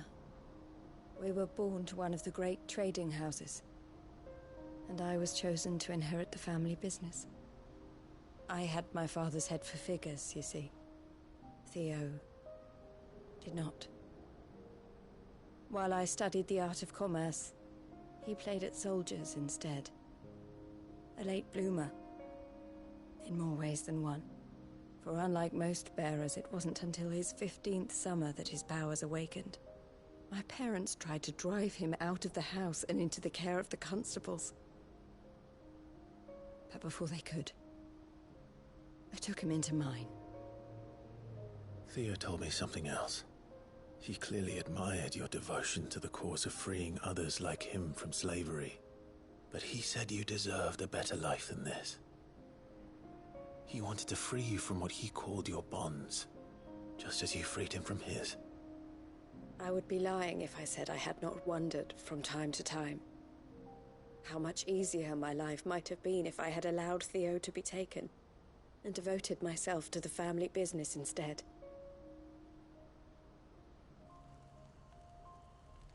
But I have never regretted the decision I made. Being with my brother meant more to me than tradition or reputation.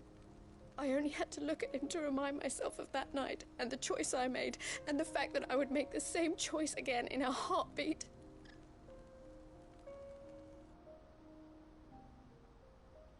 He was never a burden. How could he even think that? If anything, I was the one who weighed him down. You weren't, Eloise. He said it himself, that he had always been grateful to you for saving him, and that he wanted to repay you by letting you live the life you were denied. Neither you nor Theo weighed each other down. You loved one another. You did whatever was necessary to continue living your lives together, and you always would have. You're right. All I ever wanted, all I ever did, it was so we could be together. Oh, Theo, why did you have to...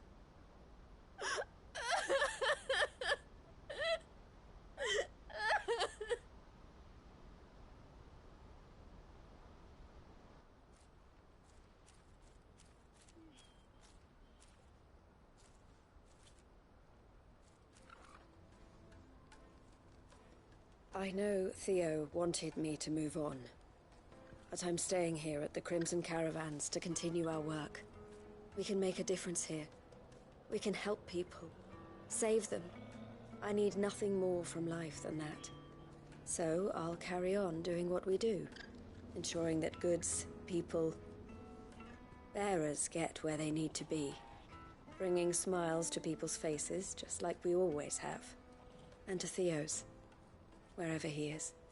This is the life I have chosen, the life I will always choose. I've made a choice of my own, to continue helping you however I can, whenever you need it. Thank you, Clive. Let's go on together then, for Theodore.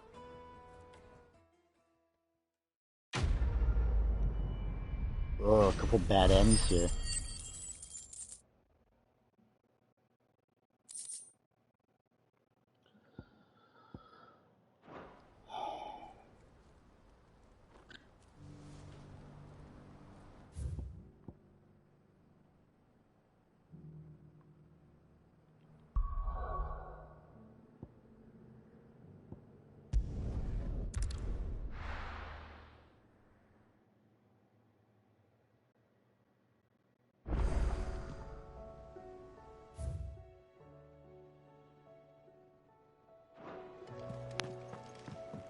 Come back.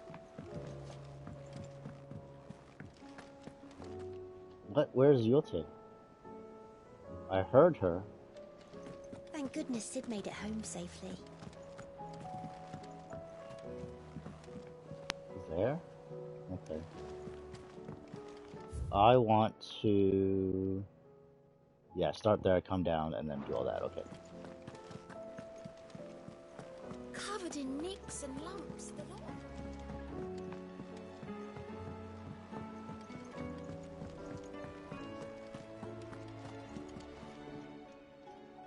Fancy a look at the list, do you? Quick look. Always something in there. I gotta come back to you too. Did I kill them all?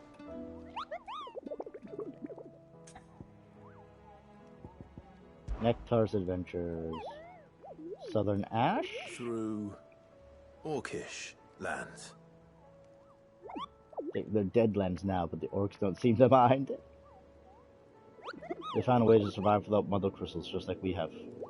Though it involves a good deal more cannibalism here at the hideaway.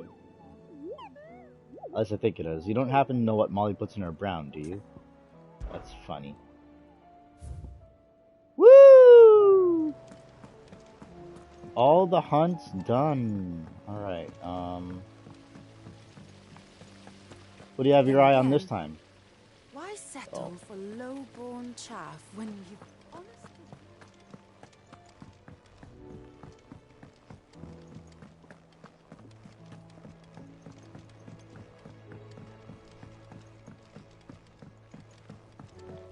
With Canva in the hands of Akashic, we'll need to find another port.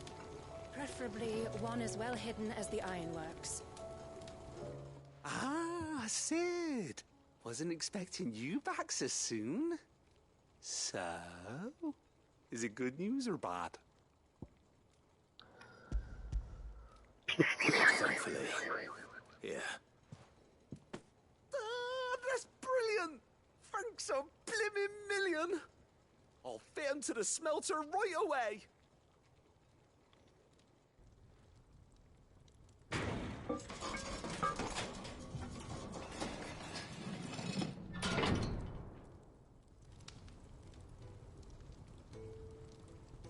Sometime later.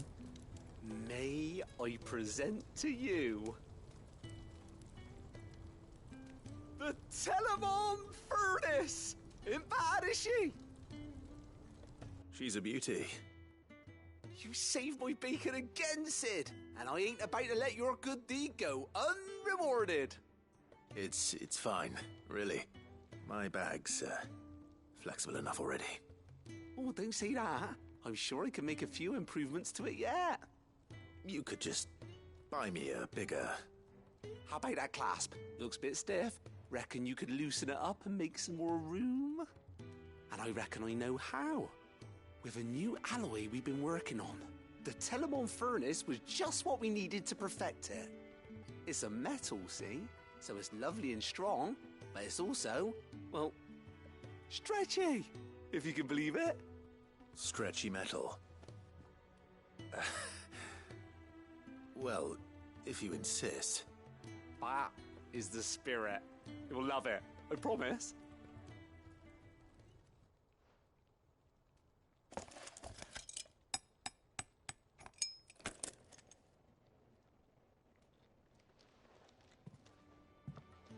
So, what do you reckon? It's actually quite ingenious. Thank you, Owain. Shh, don't mention it. You earned it. And I wanted to get some practice in using that metal anyway. Reckon we'll have all kinds of uses for it around the hideaway. Can't think of any right now, but that's our job, innit? Dreaming up new ways to make life easier around here. Maybe even out there, too. One day, the whole world's gonna know about the inventions you've helped us put together. That bag of yours will be the first of many. You mark my words. They'll hardly believe their eyes, I'm sure.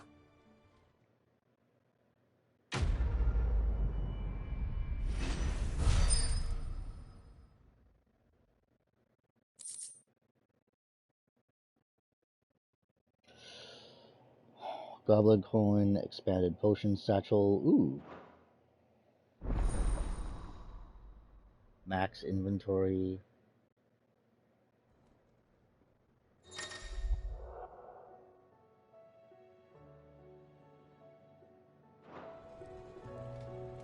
Right then. Let's get back to work. With 2 These Ds. world-changing inventions ain't gonna invent themselves.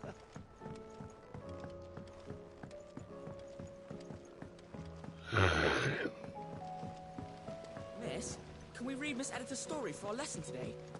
What a... The Heroes 3.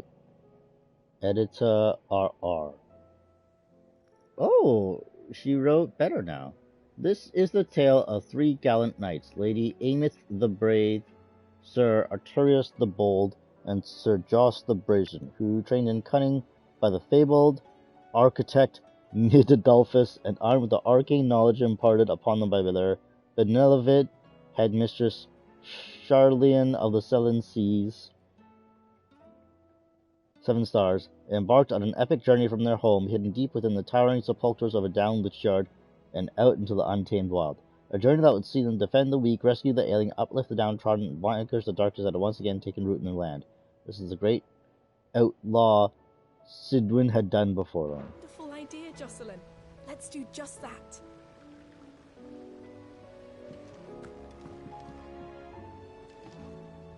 Aspiring writer. Finally finished the book I was writing. You're welcome to read it. If young Jocelyn hasn't already defiled its pages with his infernal scribblings. Aww, she became a writer. Yay!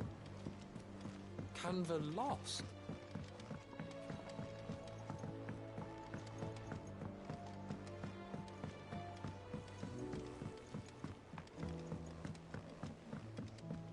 Have you tried Molly's lemon tarts? I've never had any.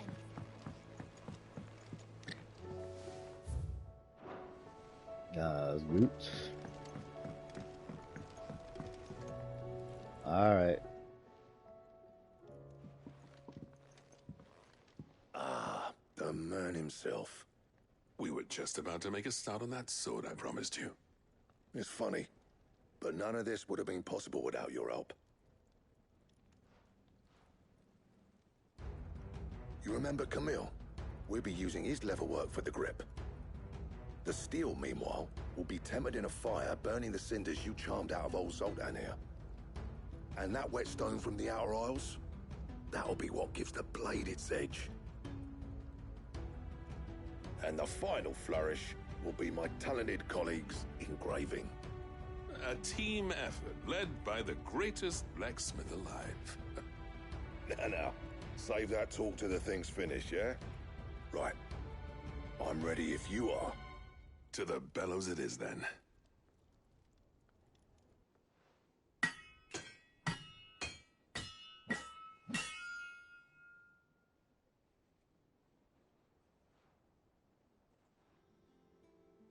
Sometime later.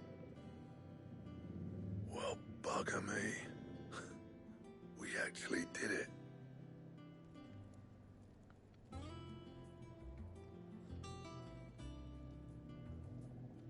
The sword to end all swords. Ragnarok. It's quite something. Interesting.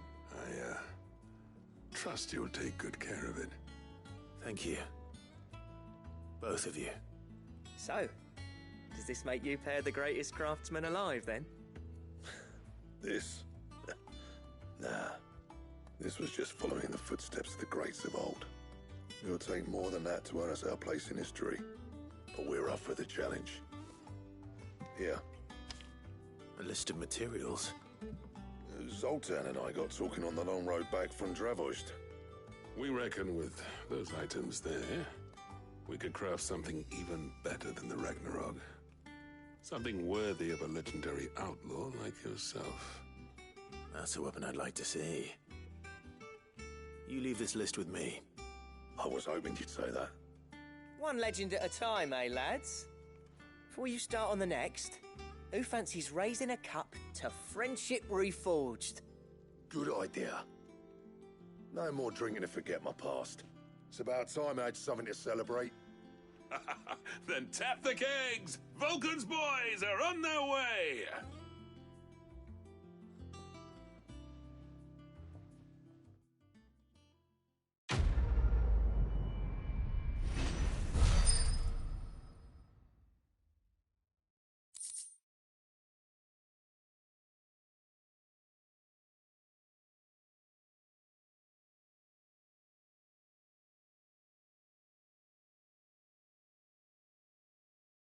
What do I get? Götterdämmerung Design Draft Ragnarok.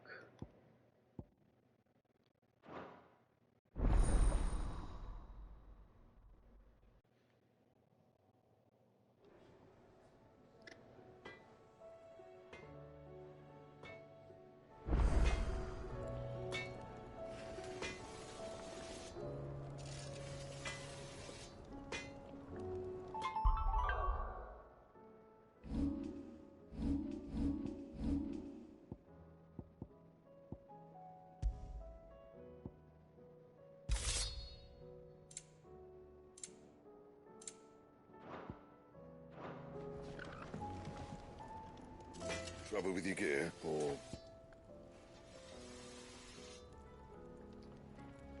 That's Miss Blues 4.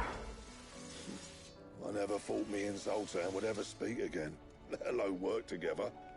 And if it hadn't been for you, we wouldn't. You've been a good friend to me, Clive. The best.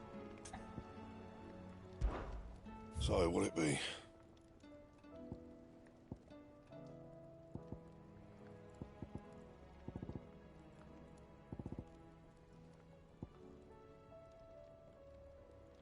Oh, I don't have Orichalcum, Darksteel, and Primitive Battlehorn. Okay.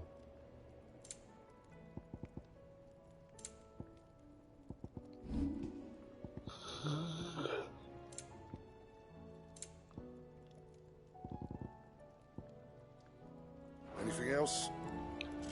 No! Gotta go.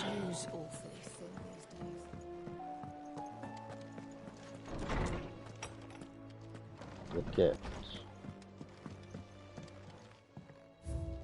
Wall of Memories. The Oath. Hanged Man Signboard. Martha's Rest Signboard. Guardian Scarf. Crimson Caravan Signboard. Sid's Gullet. Continental Censer.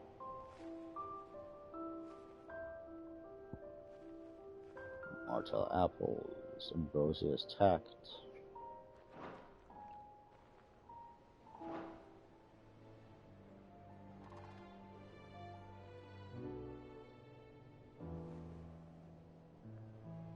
Oh, what am I doing? I was gonna read my missives. Courage to fight. Martha.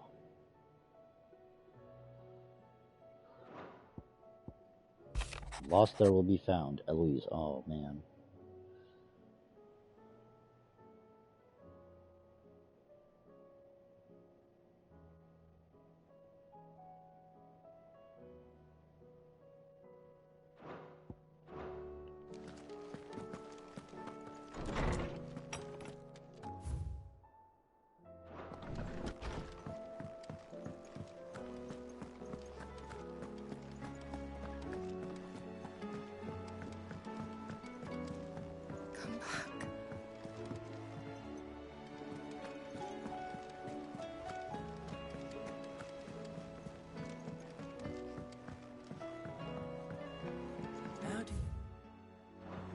Split the sea, you reckon?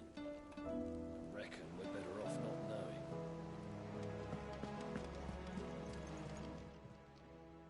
Oh, I wasn't expecting you back so soon.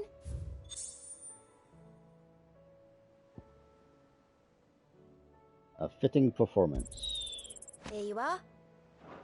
It's a lot. Faith Undying. All yours. All Okay. done? Yeah. Guess so. What do you have in store?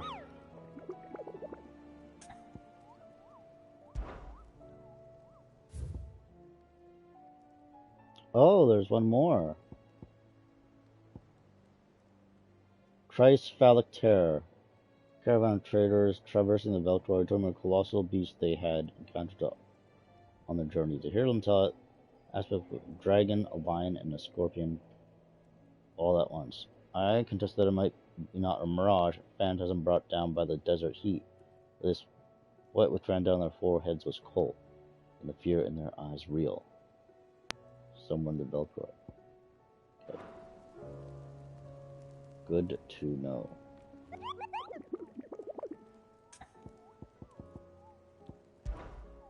Through... Okay, he said that already.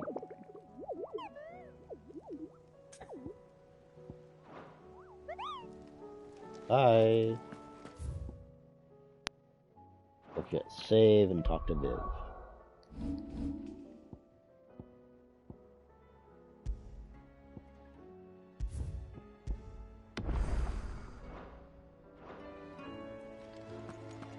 I still say it were a compliment. Say it all you like. It doesn't make it true. Ah, Clive. I was wondering when you'd arrive. Please tell me you've come to take our young prodigy here off my hands. I'm not here for Mid. I need information on Ash. Then why not ask Molly if you can look in one of her ovens? Go on. As soon as the Enterprise is ready, we'll be setting out for Drake's Spine. And we're going to need a safe place to land. Preferably one that won't see my ship blown to shit and splinters. If it were that easy, do you think Waloed would have resisted invasion for so long? Very little is known of Ash, and the information we do have is spotty and outdated. We have the good King Barnabas to thank for that. Waloed's borders have been closed to outsiders since the day he seized the throne. If there is anywhere safe to land, you won't find it on my map. Then tell us what we will find. I'm sure you know better than we do. But no splinters. All right, if it will get you out of my hair. But interrupt me, and it's over. Understood?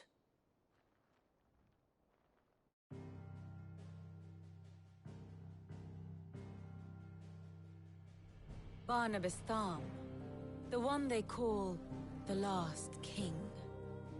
Understand him, and you will understand the kingdom of Waloed.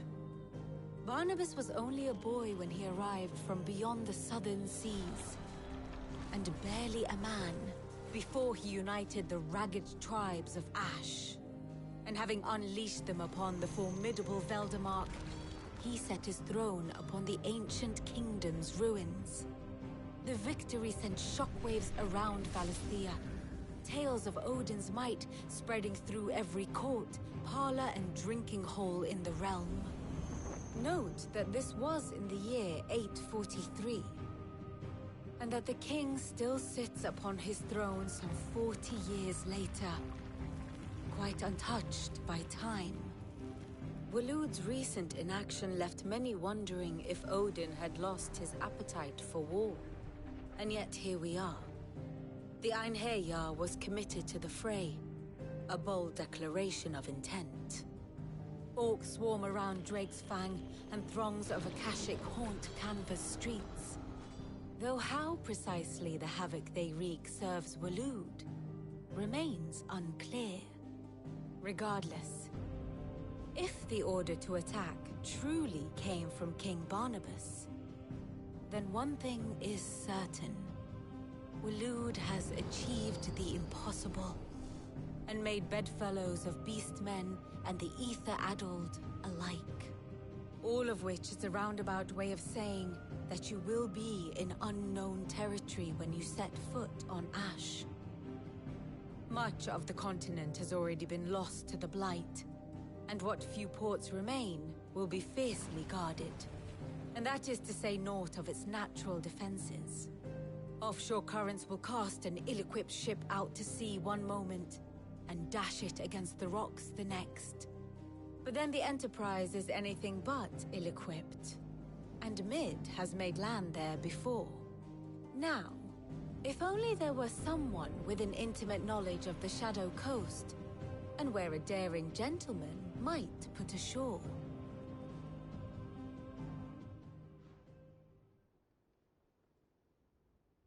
You see, Clive, you had the answer all along.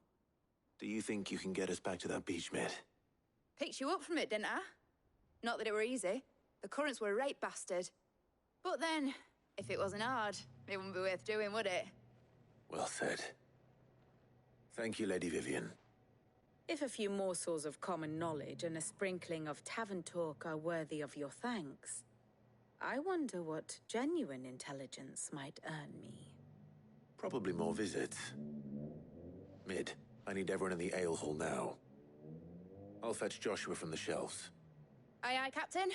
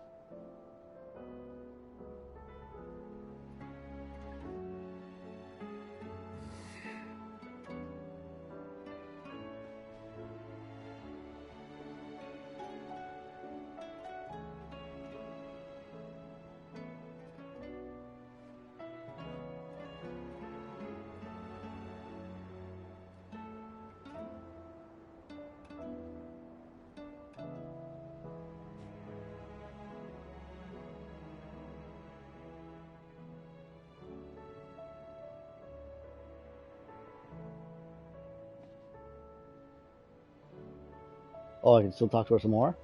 Alright, what else you got? Allow me to educate you. Here you are. So I'm gonna sneak through here. Okay.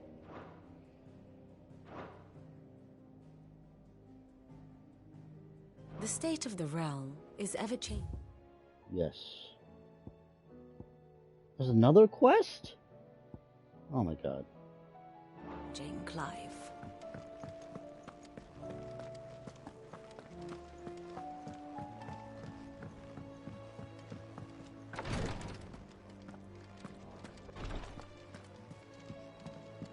Please, Your Grace. Today, Clive visited the infirmary to have me dress a laceration on his left forearm. I cleansed and stitched the wound and instructed him to rest the arm so that it could heal, but an hour later he was leaving on another mission. This must be the 100th time he's disobeyed my instruction. Next time he comes to me for treatment, I'm tying him to a bed. Stay strong. Ah, my Lord Marquis.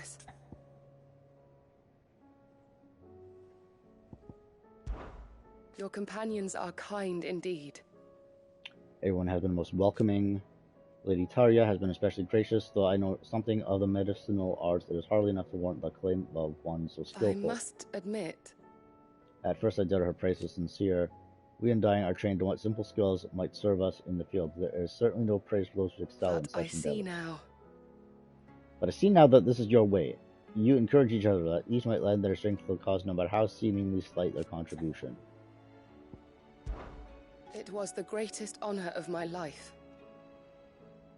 We appoint you protector to his grace. I have served him in that capacity since he began his journey across Valisthea, the purpose of which was twofold: to further the Undying's knowledge of Ultima, and to further his grace's knowledge of you, my lord. After he learned of your survival, your brother insisted that we try to trace your movements. Thanks to the investigations of my fellow acolytes, we learned of your having taken the name of Sid. But now our journey together is at an end. His grace bids me remain here and protect those you and he hold dear. So I bid you. If I might be so bold, please look after him in my stead. Aww, she likes Joshua. Yote, is anything the matter? You seem troubled. Perhaps I might be able to help. My lord. Yes. Perhaps you might. It's your brother. His condition continues to worsen, though he does his best to hide it. The lesion on his chest pains him more with each passing day. I had feared as much. There are certain elixirs which can ease the suffering of those afflicted by the curse, but... But his grace's case is severe. The drafts I have been able to prepare for him thus far have ceased to have any real effect. So I consulted with Talia and certain of my comrades among the Undying about the possibility of finding something stronger. And thankfully, a recipe was found. The only problem being that the critical ingredient is exceptionally hard to come by. And our supplies are almost exhausted. Unless we can secure more soon, your brother's anguish will likely become unbearable. My lord, I know that I have no right to make demands of you. But would you help? For Joshua's sake.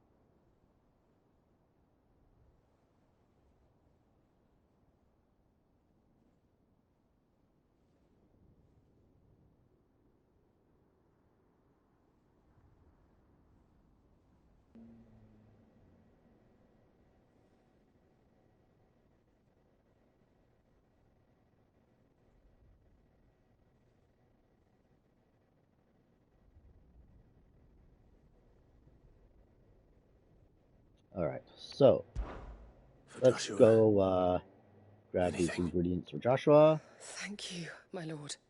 So, what is this critical ingredient? A rare herb by the name of stonerwort. It grows only where the ether is densest. The vigor it stores in its stems helps to counteract the curse.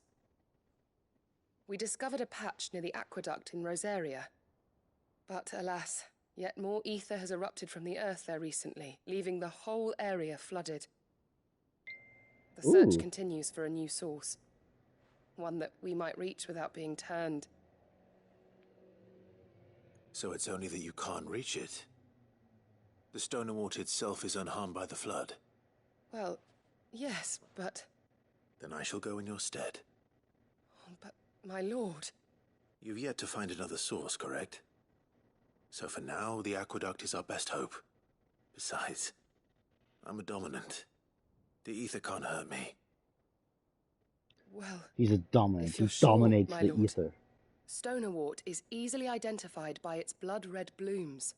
Search around the aqueduct, and you're sure to find some soon enough. I shall remain here and prepare the other ingredients.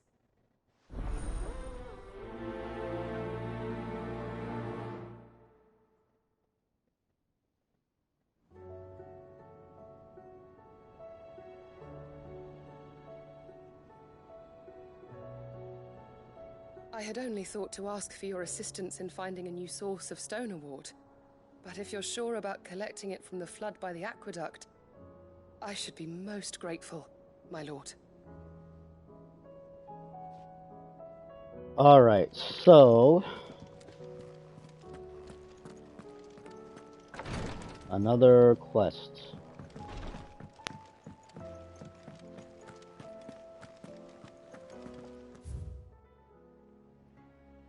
So we'll do that one and then we'll come back. So...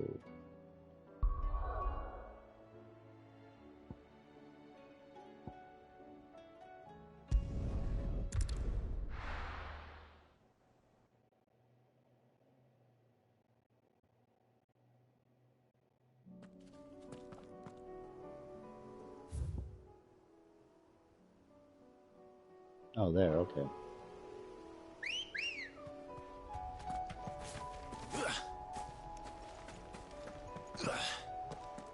Ready, go?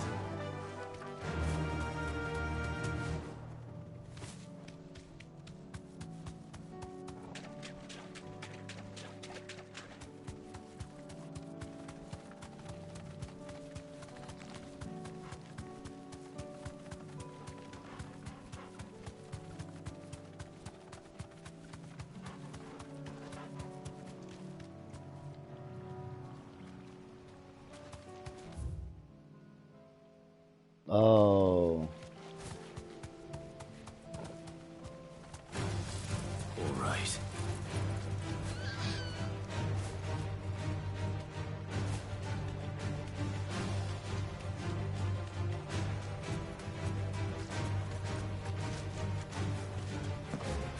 Here's the aqueduct. Now to find our stonewort. Yote mentioned blood-red petals.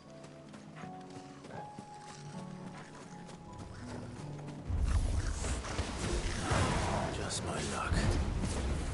Well, I won't be picking anything till they're gone. There's only one thing for it.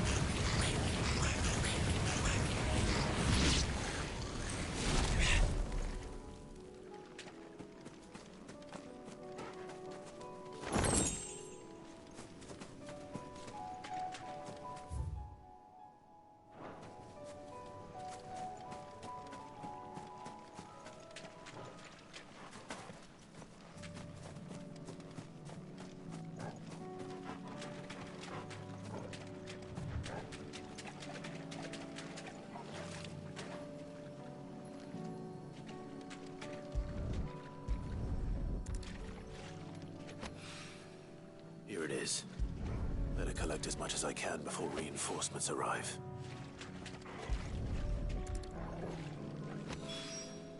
All right. That should do it.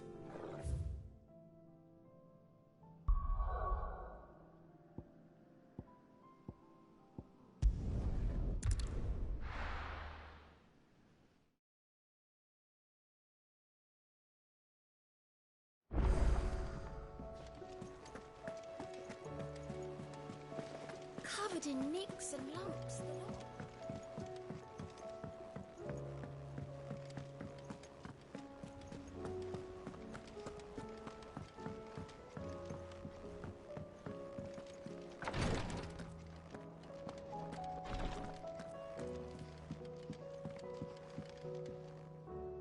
Yote, I brought back all the stone and water I could find.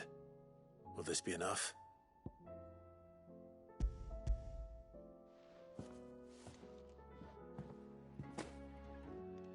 Yes, my lord. Thank you. I'm sure it will serve us until we can find another source.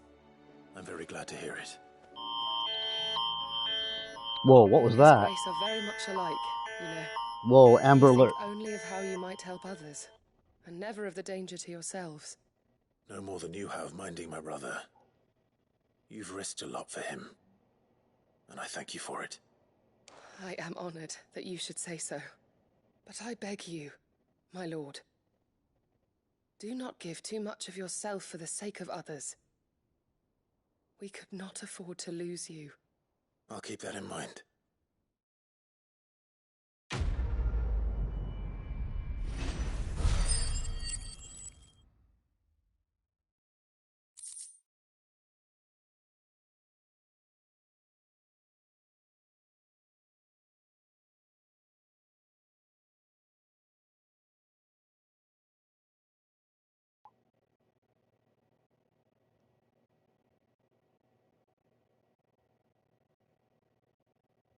Um,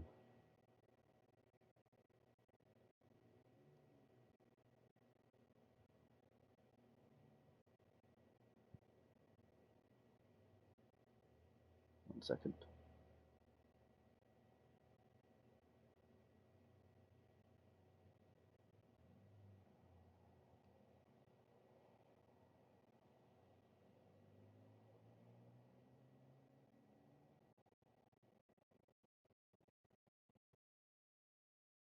Okay.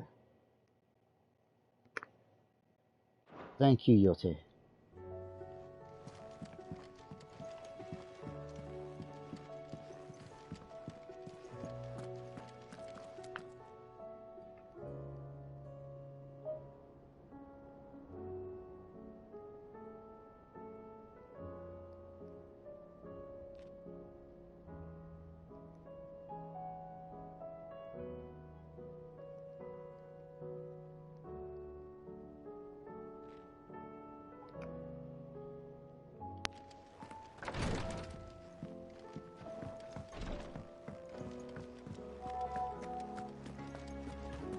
How do you split the sea?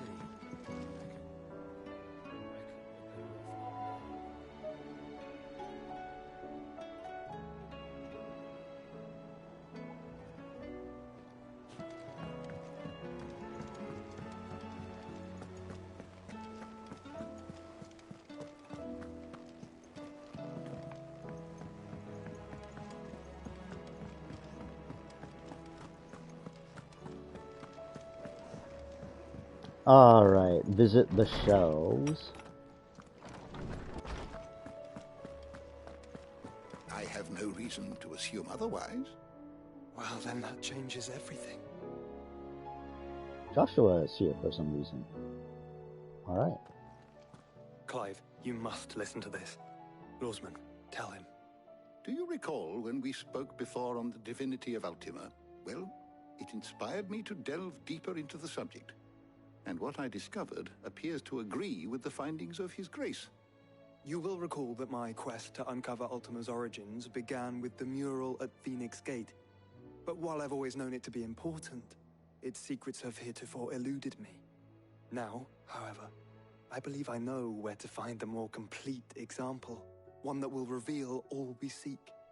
Master Clive, have you ever in your travels chanced to hear of the Circle of Malleus? Nope. I would think not, if you have. But there was once a time when the faith flourished, the oldest known religion in the Twins, and though its popularity eventually waned on Storm, hints of its dogma remain embedded in more modern faiths such as the Crystalline Orthodox. Wait, you said it waned on Storm. What of Ash? Religious monuments are often torn down or repurposed when new faiths rise to prominence. But if no new faith arose, then perhaps the ancient temples might still stand. And so, you see now why I must accompany you to Waloed. It would appear the past still has much to teach us, though in this case, it would not have been possible without the musings of Moss.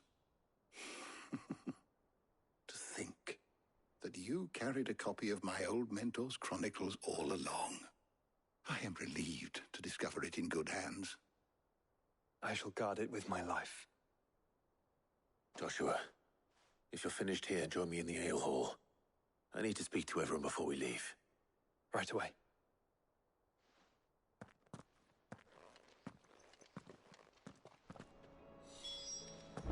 Mid said I could ride the Enterprise next. Nah. No, she didn't. She said I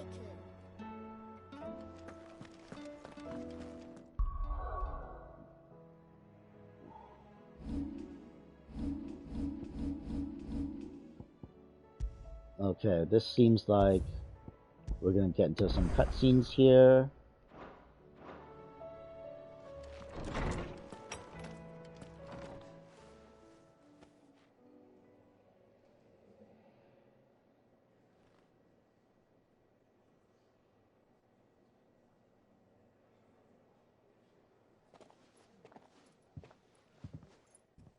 My apologies.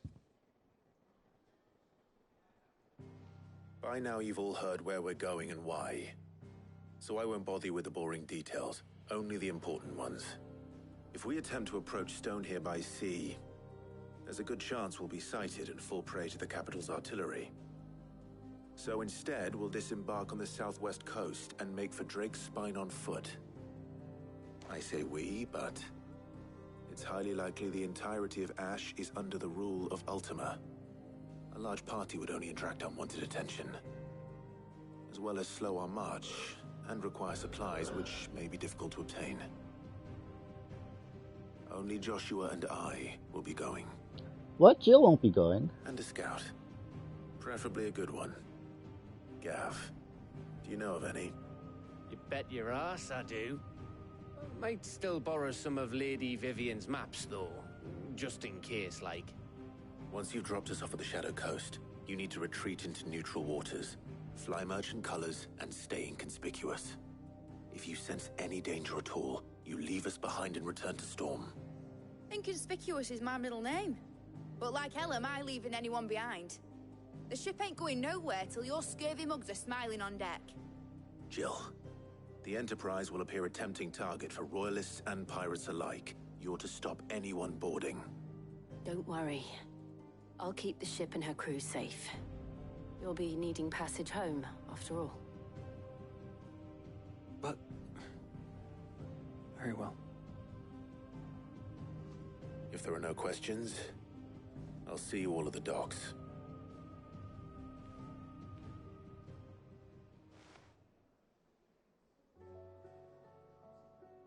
Let me know when you're leaving.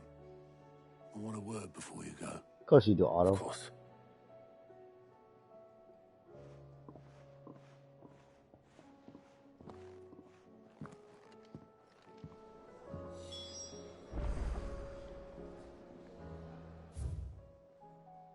Another missive. Okay. Don't tell the stew's awfully thin these days.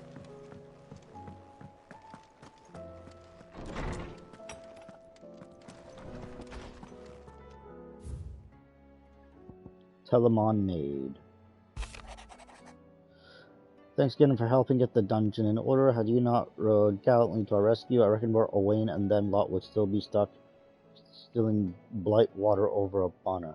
There's always room for improvement, so don't get your knickers in a knot. Should I come a knocking at your chamber door looking for more spears and ash and whatnot? Mid.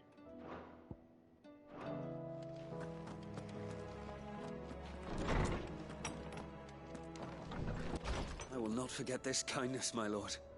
I shall go to Eastport, but as soon as the...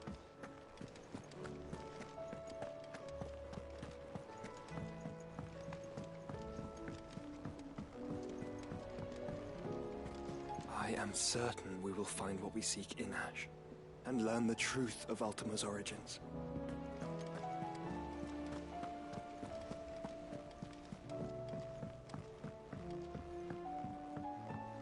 How do you split the sea, you reckon? Is something wrong? Not at all.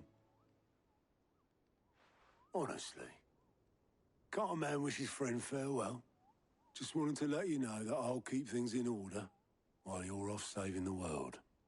I'll hold you to that.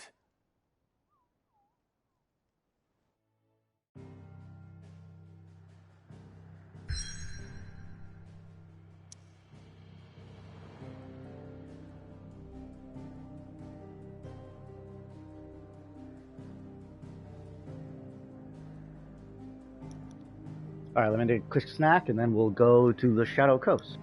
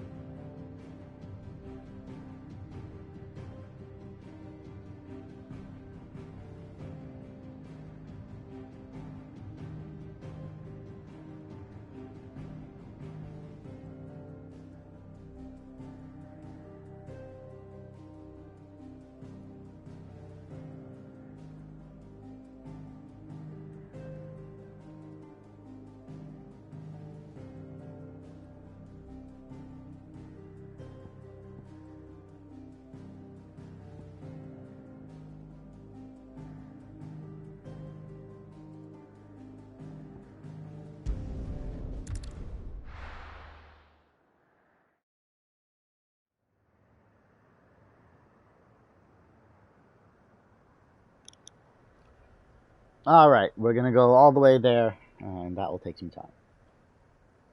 I'm eating chips.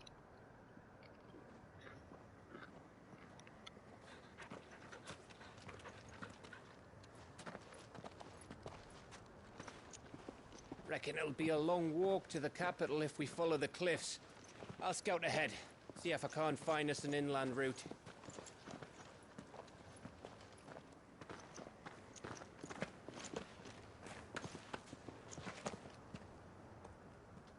Clive.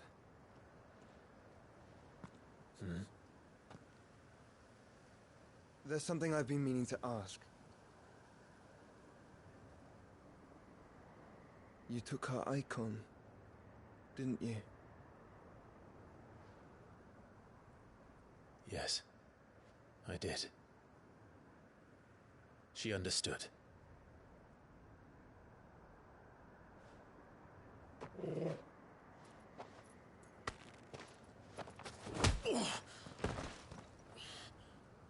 Oh, she understood. Understood that you decided to save the world all on your own, and that you'd die without her power. How dare you make her choose? You knew damn well she'd never refuse you. But I will. You can't keep pushing us away, Clive. The world is ours to save, not yours.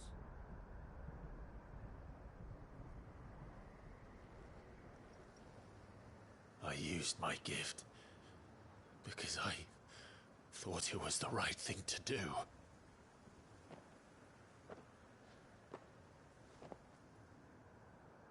And you truly believe this will save you?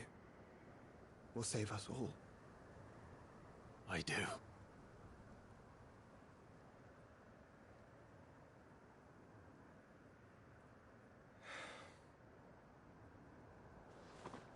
Then so be it.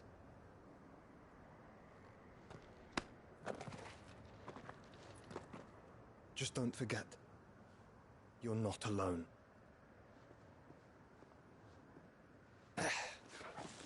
Think I found us a trail. Did I miss something?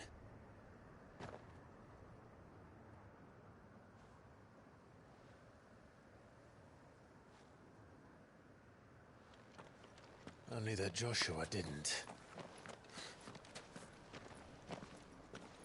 I don't get it.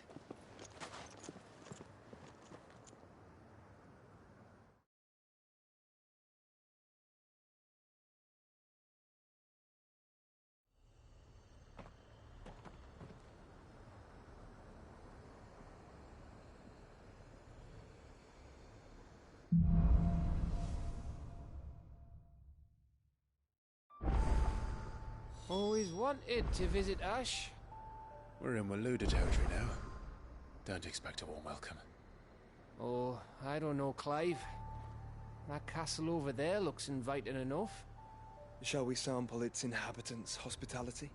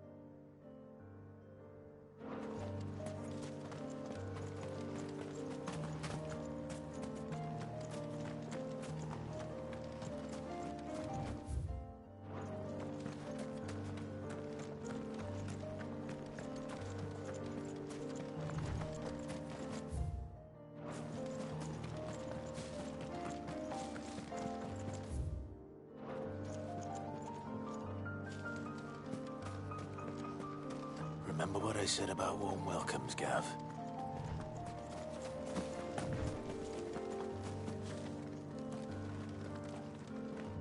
Ah, this place is as dead as Grieger's ghost.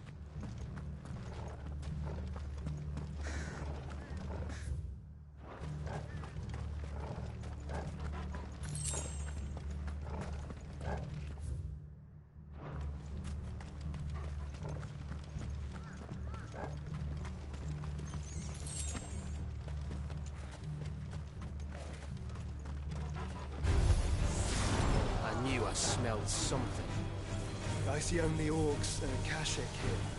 Let's hope the villagers made it out in time.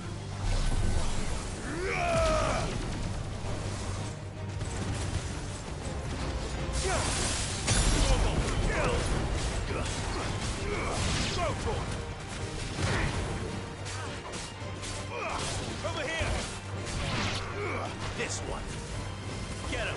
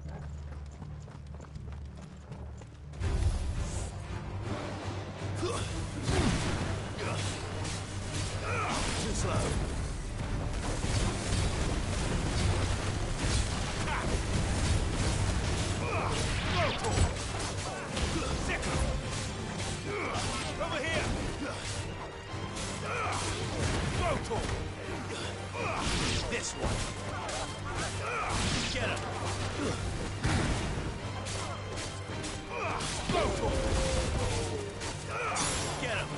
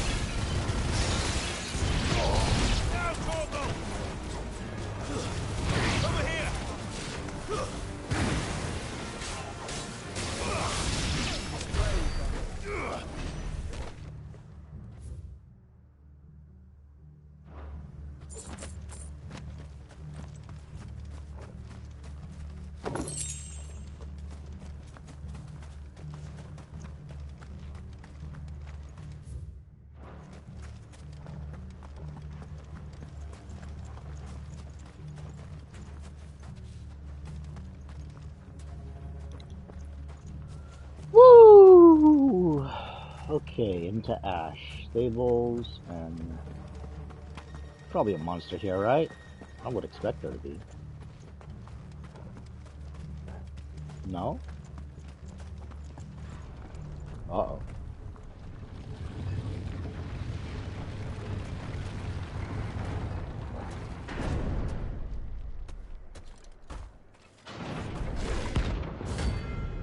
Pandemonium, rank S.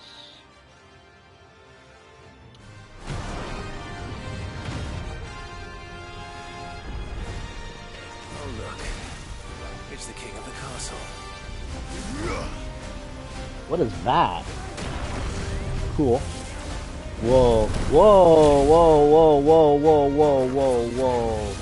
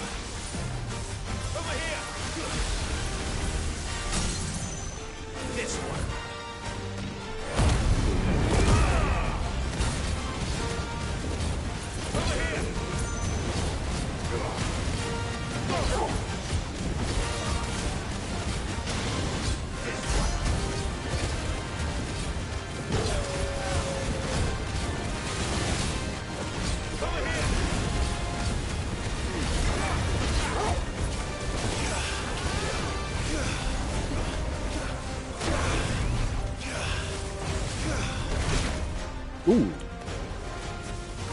This one.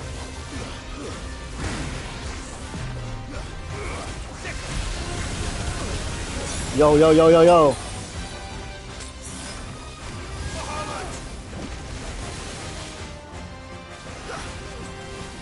Nice try.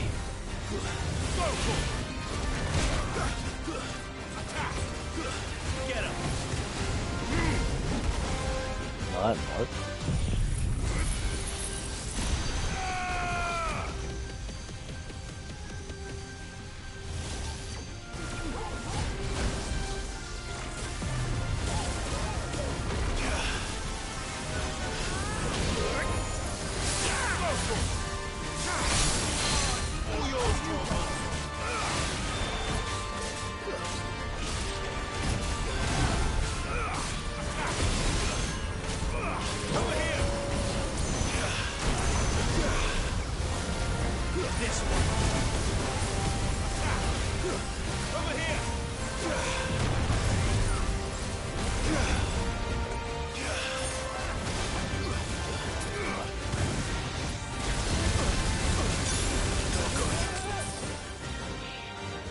I gotta stop walking into those.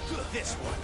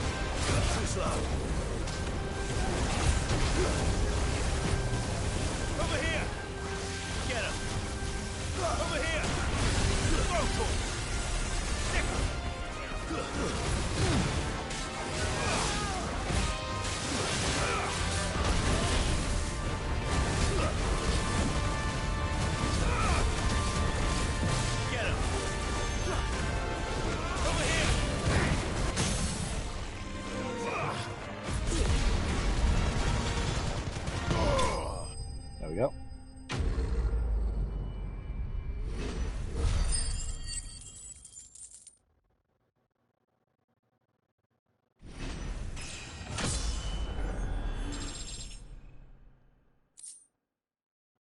Stained loincloth, okay. Your reign is at an end.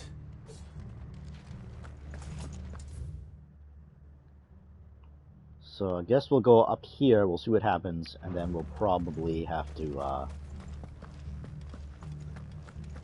and then I'll probably end it there.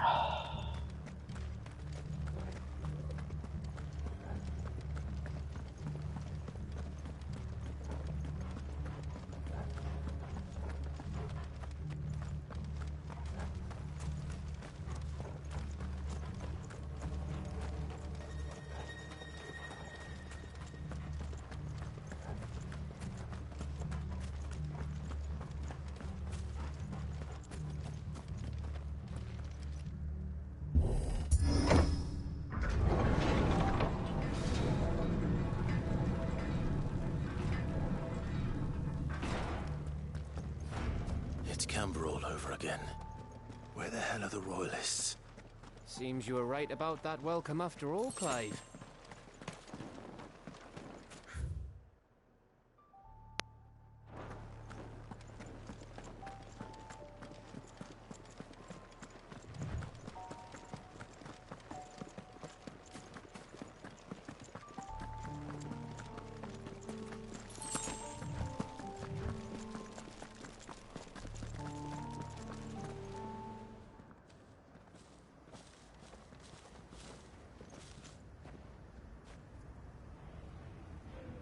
Aye, aye.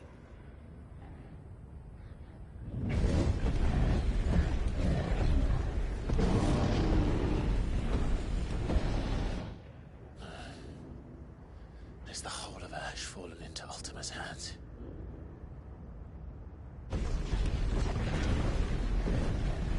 That's no peace delegation. We should send a warning to the others. No.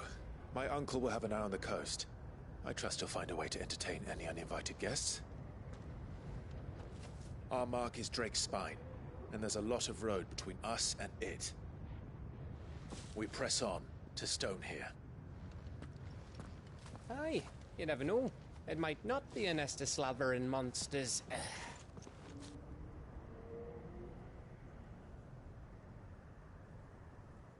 Clive, you must go on ahead without me. This stronghold is as old as Phoenix Gate. perhaps older. It may yet hide Ultima's remaining secrets, and if we are to best him, they must be unearthed. All right. Stay out of trouble. I always do. Mostly.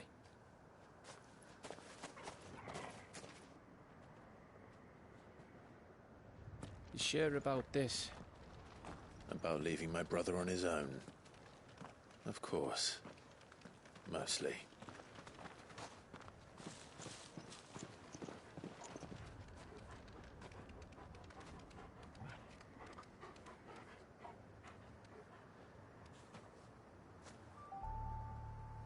Lady Vivian's map is so old it's hard to tell which way is up. But if I'm right, we're not far from a village called Eastla. Then we make our way there, resupply, and wait for Joshua.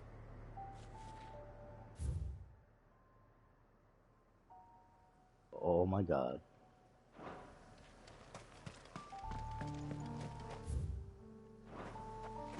The Angry Gap.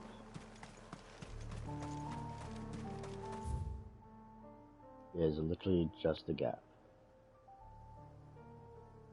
Rybald's Roosts. Something going down there.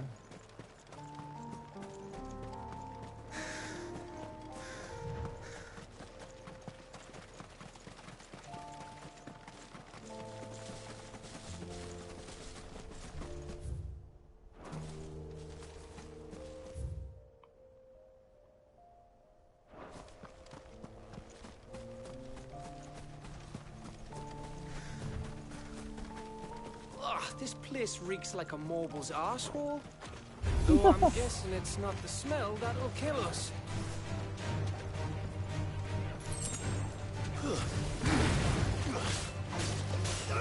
Go, Tor! Over here! Go, Tor! This one! Attack! Get him!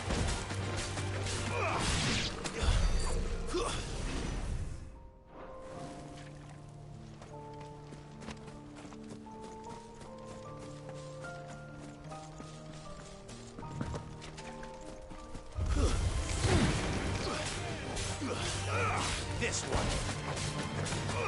Go for it. Attack. Go for it. This one. Go for it. Get him.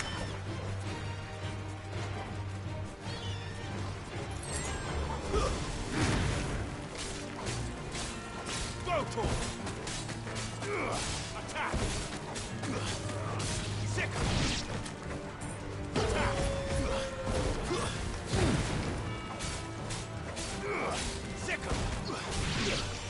This one.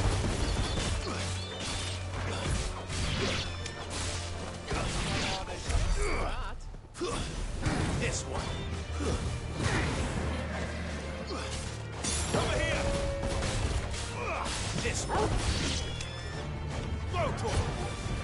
Oh no.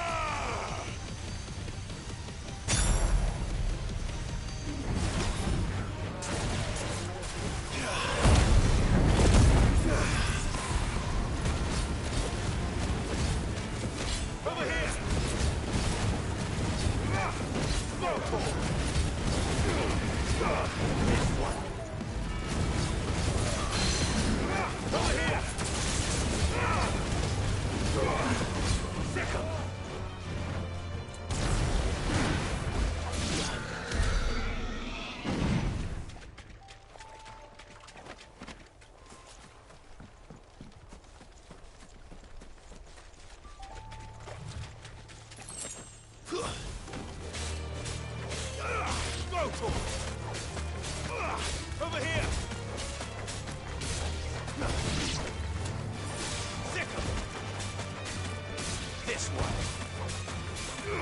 Go to him. You're finished. Go to him.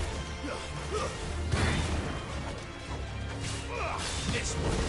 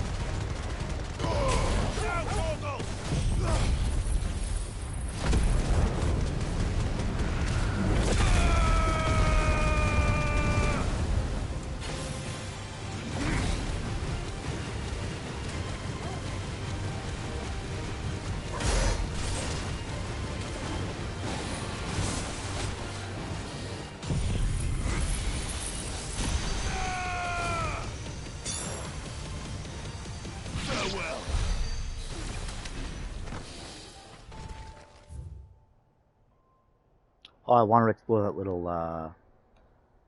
yeah.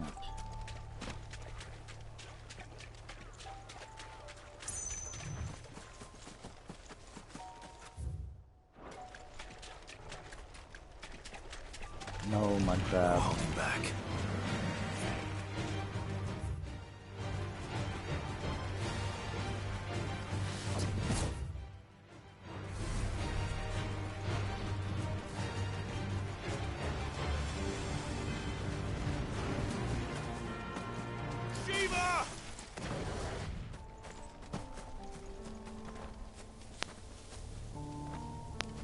Oh.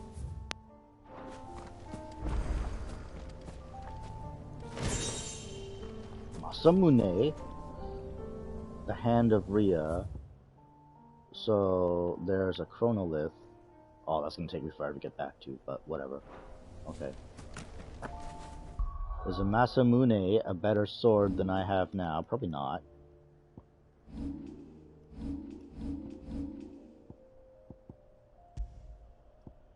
No.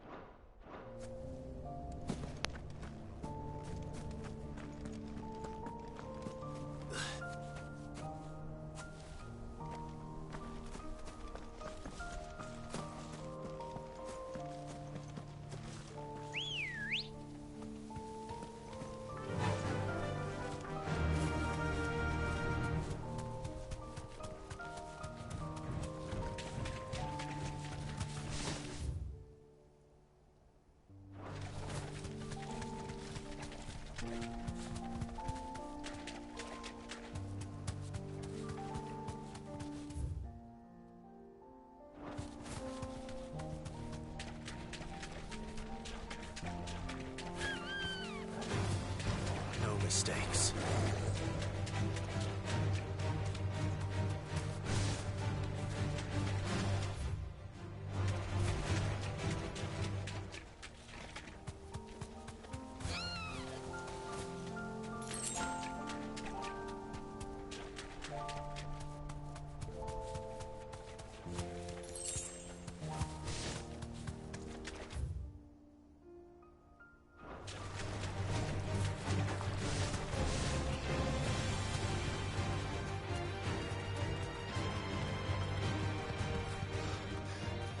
Oh, much breath.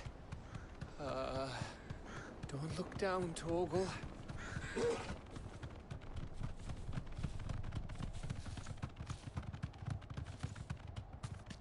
That must be Aistla.